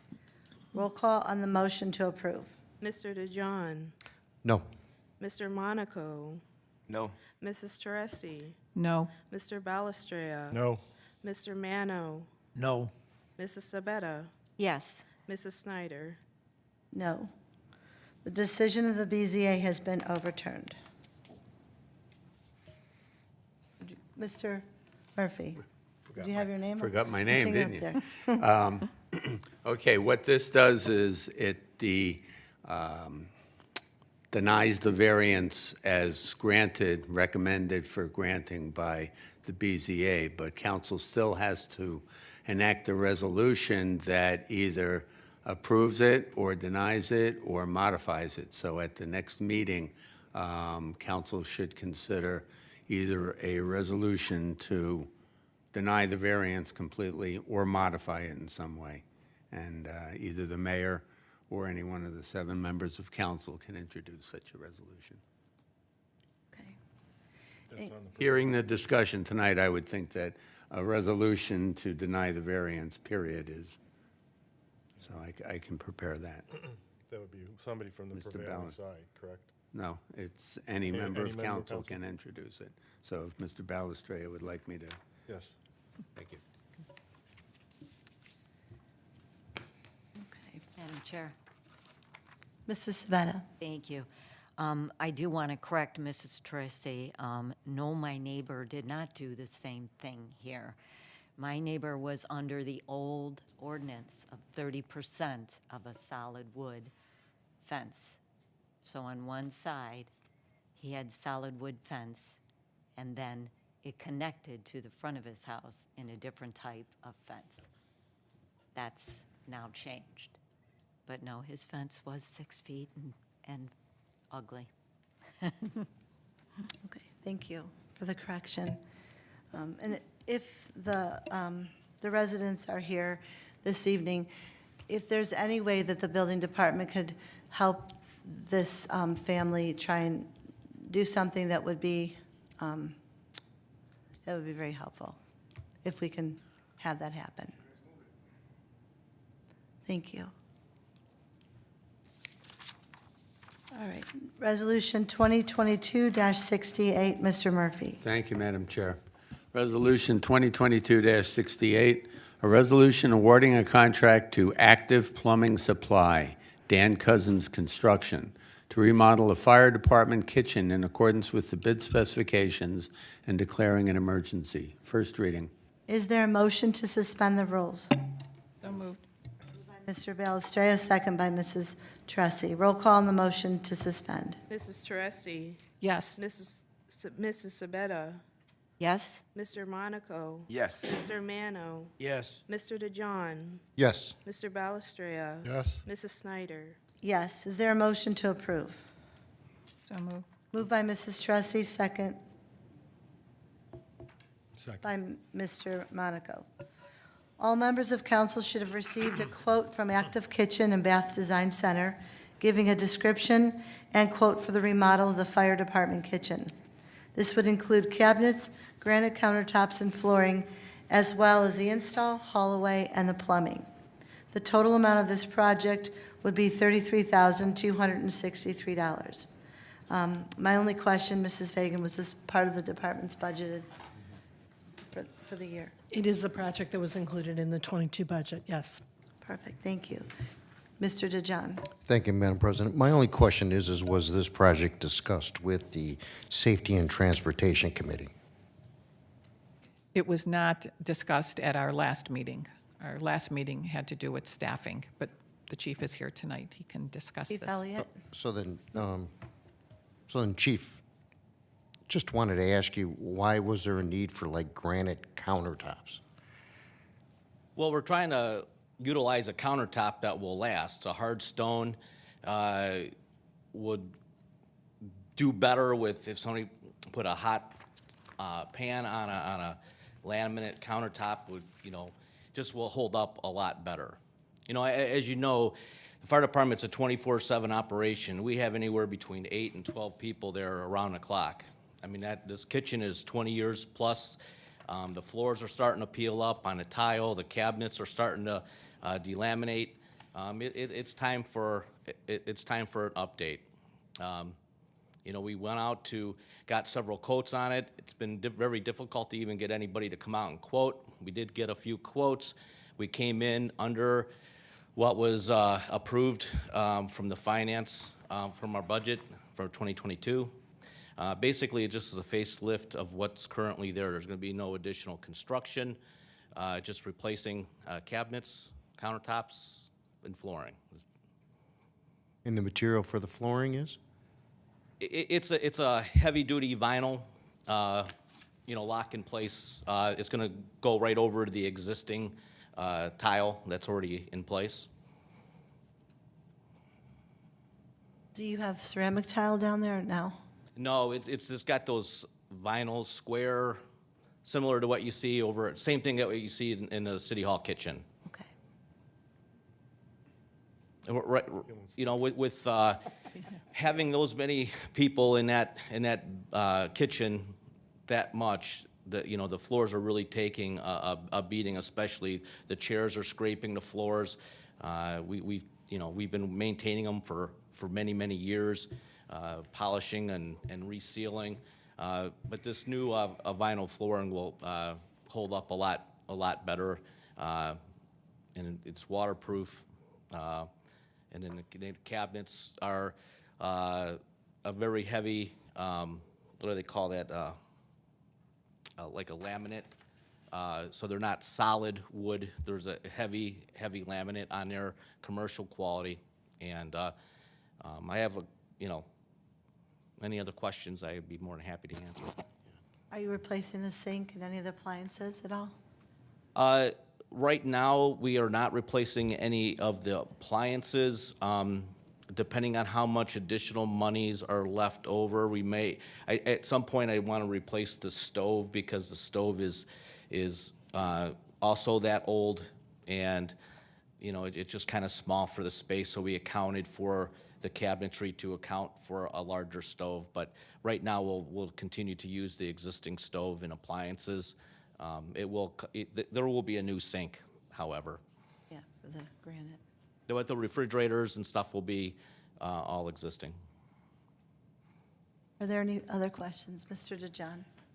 So Chief, so you went out, got the bids, they come in, they give you the design, and then you decided on the whole project then? Is that how this happened? Well, I mean, I kind of had an idea what we kind of wanted. I talked to several different people who come out and talked about what would be the best fit. Got some drawings, got some, estimates. And so, yeah, basically, that's what we came up with. Yes. So in the future, I would just appreciate if you would bring it back to somebody, at least the Safety and Transportation Committee, and let's get their opinion on the project, Just like they did tonight with the Aquatic Center, they were talking about chairs and all of that. It just would be All right, that's fine. I just didn't, it wasn't a safety issue or a transportation issue, so I didn't, I budgeted for it in last year's budget, and, I didn't really think it was, but I'll be more than happy to, hopefully I won't have to do this again for many years. Thank you. Yeah, you'll be gone. Any further questions from council? Thank you, Bruce. Roll call on the motion to approve. Mr. Balestrea. Yes. Mrs. Teresi. Yes. Mrs. Sabetta. Yes. Mr. DeJohn. Yes. Mr. Monaco. Yes. Mr. Mano. Yes. Mrs. Snyder. Yes. Resolution 2022-68 has been approved. Resolution 2022-69, Mr. Murphy. Thank you, Madam Chair. Resolution 2022-69, a resolution authorizing the mayor to enter into a contract with Game Time for the purchase of recreation equipment for use in the Mayfield Heights Community Center and declaring an emergency. First reading. Is there a motion to suspend the rules? Moved. Moved by Mr. Mano, Second? second by Mrs. Sabetta.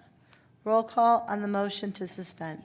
Mr. Monaco. Yes. Mr. DeJohn. Yes. Mr. Mano. Yes. Mr. Balestrea. Yes. Mrs. Sabetta. Yes. Mrs. Teresi. Yes. Mrs. Snyder. Yes. Is there a motion to approve? Moved. Moved by Mr. Balestrea, second by Mr. Mano. Earlier this evening, we had a committee of the whole meeting with the Parks and Rec Director and various others that came to explain the next few resolutions. This resolution would be the purchase of the equipment from Game Time for the playground. Total cost originally budgeted was $474,344. There is a grant from Game Time of $137,000, which would bring the new net total of this equipment to $337,211.56. This amount would have to be paid in full by October 26 in order to take advantage of the grant being issued by Game Time. Do we want to show overhead? No. Okay. Does any member of council have any questions? Mr. DeJohn? So, not a question, just wanted to remind the residents in the city of Mayfield Heights that I was against and am still against this $35 million project. I do understand we need a new pool, I just don't like the cost of this project or where the pool's gonna be. So I will be voting no on the rest of these issues tonight. Thank you. Thank you. Is there any other comments from council? Roll call on the motion to approve. Mrs. Sabetta. Yes. Mr. Mano. Yes. Mr. Balestrea. Yes. Mrs. Teresi. Yes. Mr. Monaco. Yes. Mr. DeJohn. No. Mrs. Snyder. Yes, this resolution has been approved. Moving to Resolution 2022-70, Mr. Murphy. Thank you, Madam Chair. Resolution 2022-70, a resolution authorizing the mayor to enter into a contract with DWA Recreation to provide the labor and materials necessary to install recreation equipment for use in the Mayfield Heights Community Center and declaring an emergency. First reading. Is there a motion to suspend the rules? Moved. Moved by Mr. Mano, Second. second by Mr. Balestrea. Roll call on the motion to suspend. Mr. Mano. Yes. Mr. Balestrea. Yes. Mr. DeJohn. Yes. Mrs. Sabetta. Yes. Mrs. Teresi. Yes. Mr. Monaco. Yes. Mrs. Snyder. Yes, is there a motion to approve? Moved. Moved by Mr. Balestrea, second by Mr. Mano. This resolution is to provide the labor and material to install the recreation equipment for the use of the Mayfield Community Playground. Project for the total price not to exceed $371,845. DWA is the authorized installer for Game Time Recreation. Are there any comments or questions from council? Roll call on the motion to approve. Mr. DeJohn. No. Mr. Monaco. Yes. Mrs. Teresi. Yes. Mr. Balestrea. Yes. Mr. Mano. Yes. Mrs. Sabetta. Yes. Mrs. Snyder. Yes, this motion has been carried. Resolution number 2022-71, Mr. Murphy. Thank you, Madam Chair. Resolution 2022-71, a resolution authorizing the mayor to enter into a contract with Ohio Desk for the purchase of interior office furniture for use in the Mayfield Heights Community Center and declaring an emergency. And this is state contract number 800894. Is there a motion to suspend the rules? Moved. Moved by Mr. Balestrea, second by Mrs. Sabetta. Roll call on the motion to suspend. Mrs. Teresi. Yes. Mrs. Sabetta. Yes. Mr. Monaco. Yes. Mr. Mano. Yes. Mr. DeJohn. Yes. Mr. Balestrea. Yes. Mrs. Snyder. Yes. Is there a motion to approve? Moved. Moved by Mr. Mano, Second? second by Mrs. Sabetta. This resolution is for the purchase of the interior office equipment, materials, supplies, and services without competitive bidding, and this would be a total cost of $52,730.12.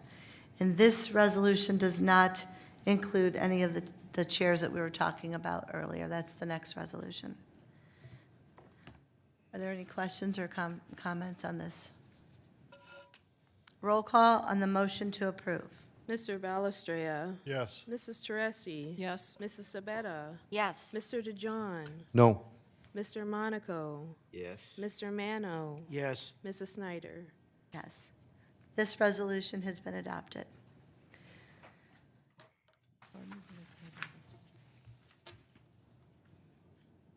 Do I have a motion to place resolution number 2022-72 on first reading? Second reading. Second. Mrs. Tracy, moved by Ms., second. For its first reading. First read. We're gonna leave it on the table. Okay. not on the table.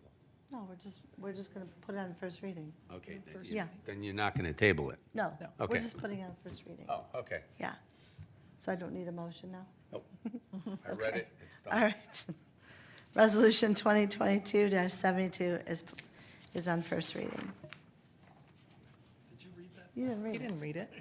You didn't read it. He didn't even read it. Then it's not Back read. it up. All right, back it Oh, up. so we Back can it put up. it anywhere now. Resolution 2022-72, Mr. Murphy. Thank you, Madam Chair. Resolution 2022-72, a resolution authorizing the mayor to enter into a contract with Ohio Desk for the purchase of interior office furniture for use in the Mayfield Heights Community Center and declaring an emergency. State contract number 800876. First reading. Thank you. Move on. Now we'll move to resolution number 2022-73, Mr. Murphy. Thank you, Madam Chair. Resolution 2022-73, a resolution authorizing the mayor to enter into a contract with Ohio Desk for the purchase of furniture and providing other services for use in the Mayfield Heights Community Center and declaring an emergency. First reading. Is there a motion to suspend the rules? Moved. Moved by Mr. Mano, Second? second by Mrs. Sabetta. Roll call on the motion to suspend. Mr. Mano. Yes. Mr. Balestrea. Yes. Mr. DeJohn. Yes. Mrs. Sabetta. Yes. Mrs. Teresi. Yes. Mr. Monaco. Yes. Mrs. Snyder. Yes. Is there a motion to approve? Moved by Mr. Balestreo, Second. second by Mr. Mano. This is for the purchase of furniture not to exceed $59,000. This is also a purchase from Ohio Desk. Are there any questions about this? Mrs. Tressi? Thanks, Madam Chair. Should we put this on first reading as well to go along with the other? Just the office furniture? This is just the office. So this is just the tables and the racks. Mr. Ward? So the previous ordinance that you tabled has the chairs. the chairs on that. And- So specifically, this is Ohio Desk, which is doing all the installation, project management, storage. This is the alternate, the furniture in the lobby. What's the other end, Davis? It's all lobby. It's the furniture in the lobby, the soft seating, and also, or the lounge seating and the lounge tables. That's it. And is this the one where there will be a price increase? That is national, so it's not You this approved one. that one. Okay. Thank you.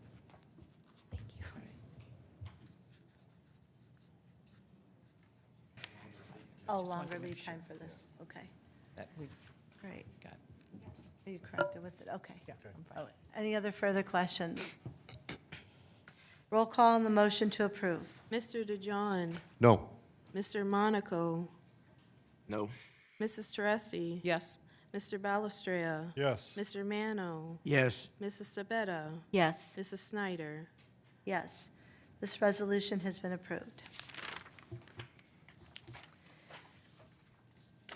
We will now move to ordinances. I'm going to ask, we'll go with ordinance number 2022-22, Mr. Murphy. Thank you, Madam Chair. Ordinance number 2022-22, an ordinance amending Section 139.14 of the codified ordinances of the city titled Auxiliary Police to eliminate the residency requirement. First reading. Is there a motion to suspend the rules? So moved. Moved by Mr. Balestreo, second by Mr. DeJohn. Roll call on the motion to suspend. Mrs. Teresi. Yes. Mrs. Sabetta. Yes. Mr. Monaco. Yes. Mr. Mano. Yes. Mr. DeJohn. Yes. Mr. Balestria. Yes. Mrs. Snyder. Yes, is there a motion to approve? Move. Moved by Mr. DeJohn, second by Mr. Mano. This ordinance would give our auxiliary police department the ability to have people apply to our unit that are not only residents of the city. This would simply strike out the language in our current ordinance under section 139.14, eliminating who are residents of the city. And I believe by doing this, we could expand our horizons and give people that have an interest in volunteering outside our community. Currently, we have 19 auxiliaries, and the department does not exceed 30 members. Chief Mealy, is there anything you would like to add? Okay. And our legislative committee, anything you would like to add to this? No. Are there any questions from council? Roll call on the motion to approve.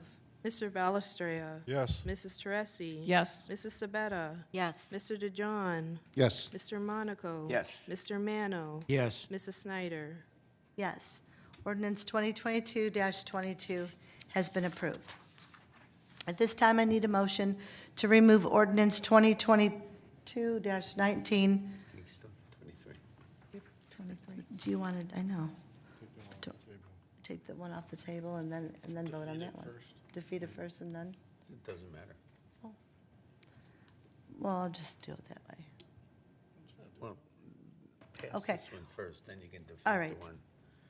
Resolution or ordinance number 2022-23, Mr. Murphy. Thank you, Madam Chair. Ordinance number 2022-23, an ordinance amending section 149.04 of the codified ordinances of the city titled Mandatory Retirement to reset the mandatory retirement date. First reading. Is there a motion to suspend the rules? Moved. Moved by Mr. Mano, Second. second by Mrs. Sabetta. Roll call on the motion to suspend. Mr. Monaco. Yes. Mr. DeJohn. Yes. Mr. Mano. Yes. Mr. Balestria. Yes. Mrs. Sabetta. Yes. Mrs. Teresi. Yes. Mrs. Snyder. Yes. Is there a motion to approve? Move. Moved by Mr. Belstrao, second by Mr. DeJohn. This ordinance would amend the current section 149.04 of the codified ordinances titled Mandatory Retirement to read as follows. A full-time police officer and firefighter shall be required to retire from active employment with the city by December 31st of the year in which he or she attains the age of 65 years. Anything you would like to add? Mr. DeJohn? Only thing I'd like to add is it doesn't happen very often that somebody reaches 75, right? Or 65, I'm sorry. So, Okay. is that true? Chief Elliott and Chief Mealy? Occasionally, that's what I'm saying, yeah, so, okay, thank you. Are there any questions? Roll call on the motion to approve. Mrs. Sabetta. Yes. Mr. Mano. Yes. Mr. Balestria. Yes. Mrs. Teresi. Yes. Mr. Monaco. Yes. Mr. DeJohn. Yes. Mrs. Snyder. Yes. Ordinance 2022-23 has been approved. Now I will need a motion to remove ordinance number 2022-19 from the table. Moved. Moved by Mr. Balestrea. Second by Mr. Monaco. Roll call on the motion. Mr. Mano. Yes. Mr. Balestrea. Yes. Mr. DeJohn. Yes. Mrs. Sabetta. Yes. Mrs. Teresi. Yes. Mr. Monaco. Yes. Mrs. Snyder. Yes. Ordinance number 2022-19 is on our agenda. Mr. Murphy. Ordinance number 2022-19, an ordinance amending section 149.04 of the codified ordinances of the city titled Mandatory Retirement to reset the mandatory retirement date. Is there a motion to suspend the rules? Move. Moved by Mr. DeJohn. Second. It's been read 3 times. Oh, You can vote on it. Excuse me. hold on one Is this the second. one you wanted defeated? Yes. So is there any discussion? This was a recommendation from the Legislative Committee that this tabled ordinance is removed from the table and defeated and revised in ordinance 2022-23 and be adopted instead. And that's what we just voted on just before this one. So we'll move to roll call on the motion to approve. Mr. DeJohn. Yes. Mr. Monaco. Yes. Mrs. Teresi. Yes. Mr. Balestrea. Wait. Wait, no. No, no. Wait, wait, wait, no. No. I want to rescend my You vote. wanted to- It should have been rescind my no. vote. Could I'm you call- sorry. We're could you call defeating for the it. vote again? And I just wanted to clarify who. We'd like to do, Was there a yes. first and a second to defeat it? I can't hear you, I'm sorry. Was there a motion to defeat it? She asked. Yeah, the motion was to defeat it, and we said yes. No, Yeah, the motion was to defeat, was it not? Mr. Murphy. no, the motion should be to adopt, but then you defeat the ordinance, so therefore it's defeated. Correct. Okay. That was not. So So I want to you should rescind my vote no. vote to no. Yeah, Vote no. that's what I said. I I want think to, it's proper to start the roll call again. Yes, it's been a please. long night. Mr. DeJohn. No. Mr. Monaco. Nope. Mrs. Teresi. No. Mr. Balestrea. No. Mr. Mano. No. Mrs. Sabetta. No. Mrs. Snyder. No. Now this has been defeated. Okay. So we've had no motions this evening. Is there any new business or comments from council? Mrs. Tressi? I just have 2 things. I mentioned at the September 26th meeting that near Landerbrook Center and Burntwood Tavern, there's that big hole by the catch basin, and it's still there. Mayor, do you know if somebody has gone to look at it? I went and took a picture. No, I couldn't say for sure. Can I give this to you? It's right by the post office and the dental place, and when you come out of the Burntwood Drive.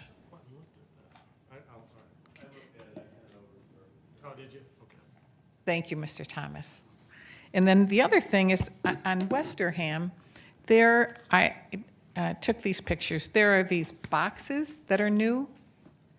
Do you know what these are? There's this, there are 3 of these boxes, and then they have this like antenna up here, and they're on the telephone poles, and there are 3 of them just on Westerham. Are those the I don't know. small cells? I don't know. Are they small cells? I don't know what small. Probably are for 5G. You would have sent those to me today. I could have had the answer for you. I know. I'm sorry. Big Brother's watching. Oh, that's on the corner of Lander. That's on Westerham. They're- Westerham, Yeah. on the corner. No, those could be for 5G, you know. Oh, the new Thanks. cell service. Yeah, I just thought I would ask. I actually just saw them yesterday, so. Thank you. Okay, any further comments from council? I have I a will- comment. Oh, you do? Yes. Mr. Monaco? Thank you. I received this bunch of information about the aquatic center, the pool, and, you know, with this all new furniture, and it was like Friday late. Is there any chance that we can get this information? And there's a lot of information there a little bit sooner, because Friday evening, I mean, you can look at it, you can form your opinion. Then Saturday, everybody's closed. Sunday, it's closed. So Monday, you call somebody to get some information. And by the time you get the call back, it's not until maybe Tuesday or Wednesday. So I have no way of getting the information that I need to be able to, give, the resident of Mayfield Heights my, expert opinion. So I guess I'm just asking if we could get it like few days earlier. Mayor? Yeah, we have been getting packages to you earlier, if you've noticed.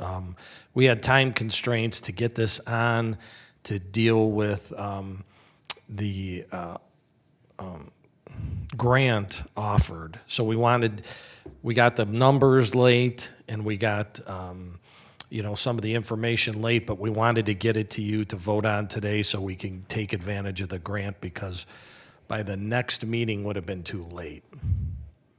So that was the reason. It just came in late. We've been getting them to you, but point is taken. We've been trying to get you information on Wednesdays and Thursdays much earlier than we did before. But because of needing to get it on the agenda for this evening is why. So I'll make sure in the future that we continue to get you stuff as early as possible. Definitely. Thank you. And one more comment, if I may. So the street is completed in my neighborhood. There's one issue that I see there that I've discussed with the city engineer. The curb now, they were either 3 or 4 inches above the road pavement. Now, in some areas, are even with the pavement of the road, which, in my opinion, and you look at the ODOT specs, it's a violation. They should be, if the curbs are rolled, they need to be a minimum of 3 inches above the road surface. And if they're rectangular one, they need to be a minimum of 4 to 6 inches. So I don't know what could be done at this time, and I don't know why there's been a change in elevation there, because if you remove 5 inches of asphalt and you put 5 inches, you should come at the same height. So I don't know what triggered the change, and I'm talking to the city engineer to, find out if there's a solution to this. That's all I have. So he's here this evening, so maybe if you can just look into it or unless you want to talk, it's up to you.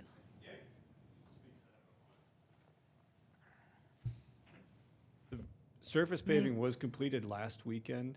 We haven't done our final inspection yet at this time. So we will be looking through, doing punch lists. There's a few items that will need to be addressed. So the project is not complete yet. So we're still working through a couple of other items. Yes, but the road is already Mr. Monaco. finished, and the curbs are already there. Now, other than short of removing the curbs and repouring it, the damage is already done. So what do you plan on doing about it? Yeah, we'll have to review it based off the elevation of that curb that was before. If something would need to be done, you're correct that you'd have to remove the curb and perform the concrete curb repair after the fact. Well, you're gonna have a lot of curbs to remove, but I'd like to meet you there and go over if you like. Sure. You can give me a call and I'll certainly go over with you. Yeah. Thank you. Thank you. Yep, Madam Miss- President. Go ahead. Mrs. Tracy. Thank you, Madam Chairman. I just have one question. Maybe the mayor can answer it real quickly. What will the square footage be of the community room, the meeting room, community center, just what we're calling the community center? The main room? Well, there's 3 rooms, but the whole community center, not the aquatic center, not the fitness center, I guess I better get, not the fitness center, not the gymnasium. just where we're going to have parties and we're going to put Just up the all the one room that you could tables. split into 3 rooms. Exactly. Right. I'm sure Sean has that square footage.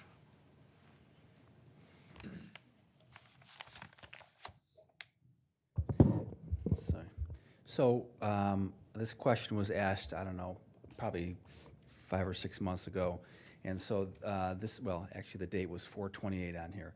So the large community room in the new facility is 3,567 square feet.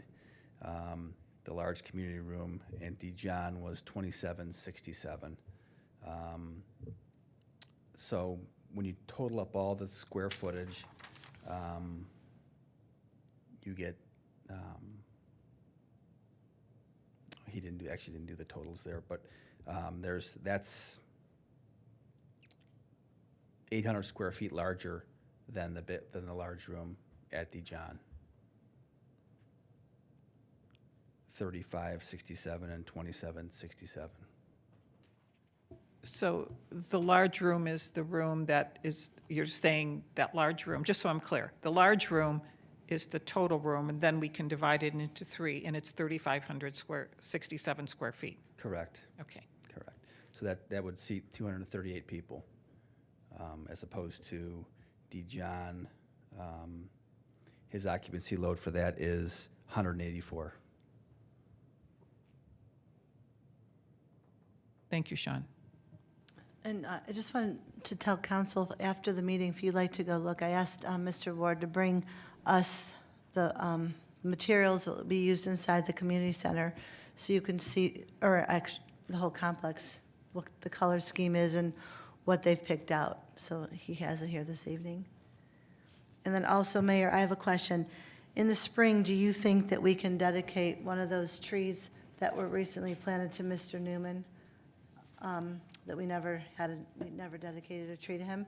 So maybe we can get a plaque made and dedicate a tree to him in the spring. Okay, thank you. We talked about it, but, okay.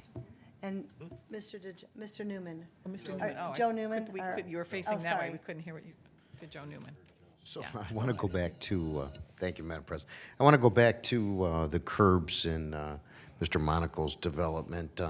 You know, we were promised by Mr. Gerson that these curbs would be the right height, so there's no puddling. Has something changed? Because I don't want to see, after repaving a street, puddling in people's driveways. I have puddling in my driveway. The salt eats away at my curb. The city's constantly coming out and repaving my apron because of it, and we do not want that to continue to happen in the city.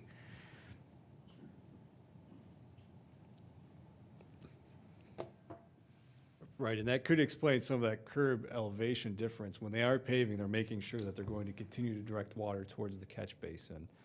So where there might be dips in the pavement or low spots, they should be correcting as they pave through there to make sure that we are directing water to those catch basins. These are all curbed roadways, so we do have the situation, at least in these programs that we're talking about, where we still want at least 1 to 2 inches of curb at the bottom of the driveway. So like you mentioned, it's not going to be puddling and sitting on the drive apron. It's going to be on the roadway, running along that curbway into the catch basins. So in future projects, you will recommend when curbs need some work, need to be replaced? I know the city's trying to save money now because they have this $35 million other project, but, Right, you and know, all the streets are important to me and a lot of the residents in the city. And all these projects do have curb repair. We've marked curb repair, you know, after we do the mill, get it down to that elevation, we'll repair all curbs before we pave them. And they're going to be ones that are in poor condition or ones that would negate drainage. So we do make sure that we have a contingency quantity in all these projects for curb repair. Thank you. Madam Chair, can I ask? Thank you. Mr. Monaco. Don't you have an inspector on the job that are supposed to be looking for this? We do, yes.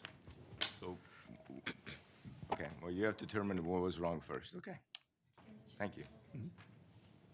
And Mrs.